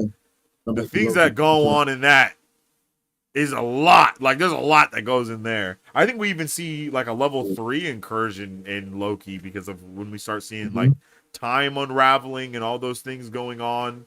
And I mean, if he Yep, didn't sit on the yep, throne, literally, it would have been yeah. incursions everywhere anyway. So Speak yeah, for itself. like yeah. So Mm-hmm. yeah. So Good Dark point. World, Good point. Loki, Good point. Multiverse of Madness, Quantum Mania. I think that's it. Yeah, I think it's pretty good. Pretty good list there. I think it's pretty good Yeah, list. yeah. I think that's it. The Marvels kind of I guess actually the Marvels might be a little bit more important because technically all of those riffs that she's making around Oh, everywhere are kind yeah, of like right. little Yeah, incursions in a way, right? That's yeah. how Yes, she's no. able Yeah, to take literally like water from one planet and then immediately have to go to another because go she's to the like other. Yeah. she's basically creating an incursion between those 2 points. So maybe the Mm-hmm. Marvels is more important than I think. I'm gonna put that on my list and I'm gonna watch them all and then I'll check back in and let everyone know how important what Facts. is to this the multiverse glossary, I guess you could say. That's a good one. Yeah. Yeah, I That's think that's a yeah, I good think call, man. I think that's it. I think that's it, man. I might be a little out of order. I think I might go like Dark World, Loki, the Marvels, Quantum Mania, Multiverse of Madness. I think in that way you get a progression into how serious Mhm. everything is. You know what I mean? Because if you when you That's watch the good. Marvels first, you see what if you it's like you can see if Monica didn't go and close that rift, then what would have happened is what you see in Multiverse of Madness on Doctor Strange dark, his dark world or whatever. So I think it's a good Right. progression in that way to see how all those things link. So Right. No, that's good. That's facts. Good so point. So yeah, y'all got man. homework to do. Chat. You heard that? You got chat. Y'all got homework to Facts. do. Big homework. Chat. But Get yeah, with us on it. I guess some of my final thoughts are just I really love the movie. I think it was a freaking banger. I think I kind of wish some things were better in a way, but I think Yeah. overall, the movie is so good that those smaller things that I have issues with, I think it's easier to be overlooked. I feel that. And I feel the same. Some of the little things, and in the grand scheme of it all, it's kind of like, well, they're kind of minor complaints. So Mm-hmm. there's nothing that completely changed the film for me or anything like that. It's like, well, they could have did this. They could have did that. Might have been a little slow here. Mm-hmm. But yeah, those small things. It didn't change what I thought of the film. But when I watch this film again, absolutely, Oh same. yeah. I think this month, man, we've been gifted two pretty good bangers in Marvel and DC. So Ooh, bangers. two bangers 2 weeks apart, and we haven't been able to say that in such a long time. Man. And what a time to be a fan of this genre. Man. What a time to You know be what a I mean? nerd. So it's promising going forward from both sides from what we've gotten just in this month alone. So it's very, very promising going forward. And I think we got some really good stuff ahead of us. So it's Yeah. fun. We're definitely gonna be on top of it. Definitely gonna be on top of it. Hey, I couldn't agree more, man. It's been a banger after another banger, and now we have like a year in between we get another movie from either studio again. Which is insane to think about, but it's a That's a fact. Like, long time. we get these movies at the same time, and we don't get another movie from either studio for From about the either same amount one. of time. Like, for about the same amount of Oh time, my bro. God. Because what's the next movie? Wow. Supergirl, I think. So, and that's not until Yeah. June. So it's a That's full year. Yeah. So we got a full year for that. Spider-Man: Brand New Day, I think, is later on in that year at some point. So we got a year for that as well. So yeah, yo, we're wow. we're gonna be in a drought basically of comic book Wow. movies for a full calendar years, for sure. Unless somebody surprises us. But guess what? True. Star Wars gets to take that spot because we get the Mandalorian and Also Grogu true. before we get Okay. Star Wars. We get Star Wars before we Yeah. get another Marvel or DC thing, bro. So Yeah, we got we a complete actually, drop. All right. We got yeah, something. exactly, We got exactly. something. So Hey. All right it's now. crazy, bro. It's crazy. So I'm happy, man. I'm happy. I'm excited. I'm really happy that both of these films. One thing that I also wanted to say is when it comes to Superman and when it comes to Fantastic Four, the first steps, even though I have issues with both of those movies in their own right, I think Mm-hmm. that they did exactly what they set out to do. Facts. Stamp that. Facts. They did I exactly think they did what they bro. set out to do. And part of that was change the narrative on where both of those companies are in the Yep. industry thus far. I think it's part of it for both of them. And the other part was tell the story that they're trying to tell in their respective rights. I think they both did both of those things very well. Very well. Like, Very well. So, they did what they wanted to do, period, bro. There's nothing else that you can say about it. Like, these movies accomplished exactly what they set out to. And I'm happy about that because I do not feel like we have had a movie that has accomplished what they set out to for a very long time. Like a very long time. On both sides of the fray. Both sides, exactly. Yeah. Both these films, there's the intention there was kind of to revitalize the brand. Mm-hmm. And I think we've done that with two movies that both are kind of kickstarting some brand new shit. So well done on both sides. Well done. Well done. And then put them 2 weeks apart from each other, man, and keep bold. That's bold. That's bold. Okay, that's bold. But I feel like this is how it should be, bro. Don't I be agree, scared. though. I Like, agree feed because us. Like, feed us, bro. Like, I'm trying to be in the theaters in the competition summer. drives. Listen, that's because that drives revenue. Competition drives revenue. Here we go. Uh-huh. So it was smart, and it was a huge swing for both. Yep. Huge swing, especially for Gunn and DC, Yep. because we're coming off of basically 2 years of nothing. Really, And people forget 2 about years of that. nothing. Yeah, we're coming off of 2 years of nothing. And then we jump right into a brand new Superman. And for them to hold this date next to Marvel that has been the summer juggernaut for so long. Yeah. But even now with them, they're coming off a weaker effort. So Yeah. it's tough, right? So they have something to prove that we still got it, right? And then DC is like, well, we can hold our own. So in both regards, respectively, they've both done what they set out to do, like you said. Totally agree. Totally Yeah. agree. And that has me excited for the future. And just as something that's also funny, that's what the Mandalorian and Grogu is probably going to be like as well. I think the Mandalorian and Grogu is going to do exactly what they set out to do. And they're trying to revitalize the entire thing for the fandom to let everyone know that they still got it. Like, that is this, you know what I mean? Like, that's what we're about to... Yeah. You know, But people are tired of mediocre, you know what I mean? Like, it's for the longest time. And Feige even admitted it. It was quantity over quality for a time. And we know what time that was. It's a time where Chapek was in charge. Yeah. Bob Iger had left. Chapek took over. And people forget about that. Like, it felt cool because it's like, oh, bro, Chapek just got fired for no reason then, huh? That's what you're trying to tell me? Like, come on, G. Like, it's obvious it was a problem going on, G. Come on, y'all. It was a problem. It was like, yeah, we were getting fed, but like, look at the quality of what we were being fed, right? Like, look at the CGI in a lot of those things, especially, and I think the most criminal of it all, Thor: Love and Thunder. Yeah. The CGI in that film, man, was just so blatantly bad. Yeah, that's very true. Like, y'all put this on screen for us, man.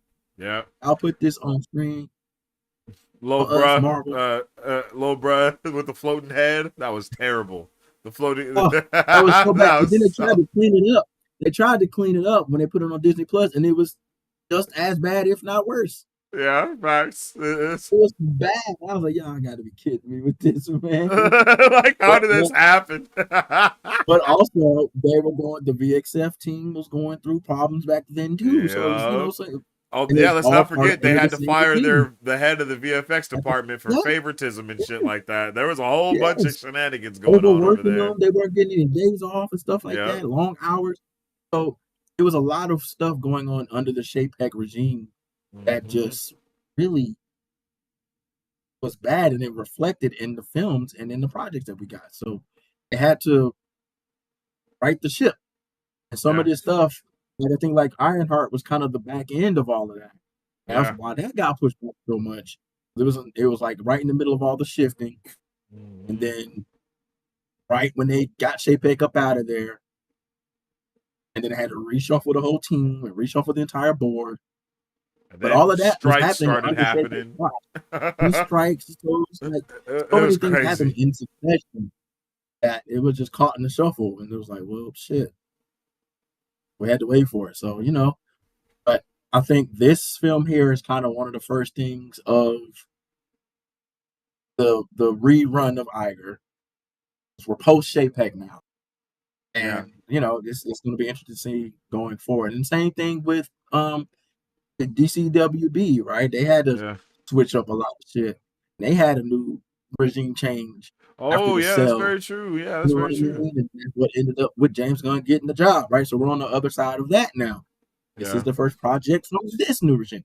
So, and now they're splitting the company up into two separate things with media and all this other stuff. Yeah, there's a lot of changes and stuff going on. That's so true. They're still in the middle of change, right? They're so true, yeah.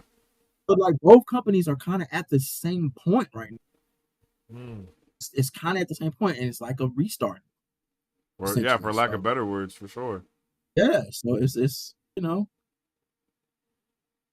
And it's off to a good If start for this is both. the yeah, I was gonna say if this is it, then we off to a good start, bro. Like there ain't nothing else. Yeah, there's no other We're argument for gonna get me if we're, around we're there. matching this level here and elevating hopefully, then all right, let's rock. Let's run it. You know what I Then mean? let's rock. Exactly. All right, just to check the polls that we have going right now, before we jump up out of here on YouTube Shorts and one on YouTube. So YouTube Shorts, we got 29 votes. 69% of the votes on Shorts said yes, that they did enjoy it. 14% said no, and then 17% said that they haven't seen it yet. So, you know that's you need to go see that, man. Come on. yeah, you gotta go see that. Yeah. Because I Go think see that that. Come back to me. 17%, you know, can bring that up, you know, a little bit more. You know Yeah, what I mean? I'm saying that's Yeah. 17%. Go watch the film and come back and watch this replay crew. Let's go. Facts. And then on YouTube, on just regular YouTube video, we got 14 votes. 71% saying yes, 14% saying no, and then another 14% saying that they haven't seen it. So yeah, I mean 14%. Go watch the movie and come back. yeah. What y'all doing here? What y'all Facts. doing here? Appreciate the view, So but like, what y'all facts, doing here? yo. So yeah, man, I think it's safe to say. I mean, yeah, I gave this movie a solid like 8 out of 10. You know what I mean? That's I definitely gave it a solid 8 out of 10. One thing I got to talk about, bro. I was not feeling the music. I'm not gonna lie, I was not feeling the music. Oh, the score. The score, the original score, I love. That first score, I love. They remixed that thing like 7 different times in this movie. Okay, they did like, the course of film. And it was like, all right, buddy, like, you know, like by the end of the movie, I didn't want to hear it anymore because they played the same score in so many different variations, and then there was no other music at all. It felt like it was like every time I noticed it was music, it was the Fantastic Four theme in just a different way, and I was like, God damn it, bro! I was like. Yeah, they slowed it down. They made it like a nursery rhyme type of song when Franklin was on. Like it was just always that. You know what I mean? Like it was just always that. Like, and I was like, all right, G, all right, I'm cool. You know what I mean? Like I was just like, all right, I'm like that was my only thing too. That shit took. I was like, bro, ain't no way, bro. Like ain't no way. Yeah. Oh, and then they played a random ass song at the end too. I don't know if that took you out. That shit was random than a motherfucker, bro. I was like, what's happening? Galactus shit? That Devour Us Galactus shit? Yes, bro. I was tripping at first. I'm in Discord hitting all y'all up. Yeah. And then I catch the words. I was like, man, is this a Galactus song or what? Like, are they training to Galactus to devour them? What is happening here? Like, bro, what's going on? I was confused. Man. Like, bro, this song is wild. yo, I was like, what is the song selection in this bitch? Like, what? Dude, that whole. Wow, that shit was crazy. I was like, that's some real cult shit right there. Bro. That was some real cult shit, bro. Hey, but they said it. They said that there was a cult of Galactus that had started, because of everything. That's what I was like, well, okay, I guess I get it. That was wild. They both the Galactus, the Devour Us. I was like, bro, this song is nuts, yo. I literally was like, what's happening, brother? Like, it took me a minute. Because I was I'm hyped. I'm in the Discord hitting everybody. I'm on Twitter hitting everything up. But then they say Devour Us? Like, bro, what are we listening to, man? What is this? This song is wild. This song, like, did y'all make this song for the movie, or did you find this somewhere? Like, I got so many questions. What is going on? You're like, did I miss this during the film or something? Because this is nuts. Yeah, that was nuts. That was wild. That was a wild way to go out. To wrap it up. Yeah, that was nuts, dude. Yo. But But all that being said, though, yo, we definitely appreciate y'all chat for pulling up and showing out today. It was a good one, yo. We've been yapping it up, getting it cracking it up. You know what I'm saying? I always love it. I always love it, yo. It's always a good time, for real, for real. BZ, I definitely appreciate you for pulling up here, my guy, to be here with us as we talk about all these lovely things. G, make sure y'all go and show BZ some love at Music City Soul on all platforms. You feel me? You feel me? And you can follow me on social media at Sensei Finito to stay up to date with all my thoughts, theories, and questions and everything else in between.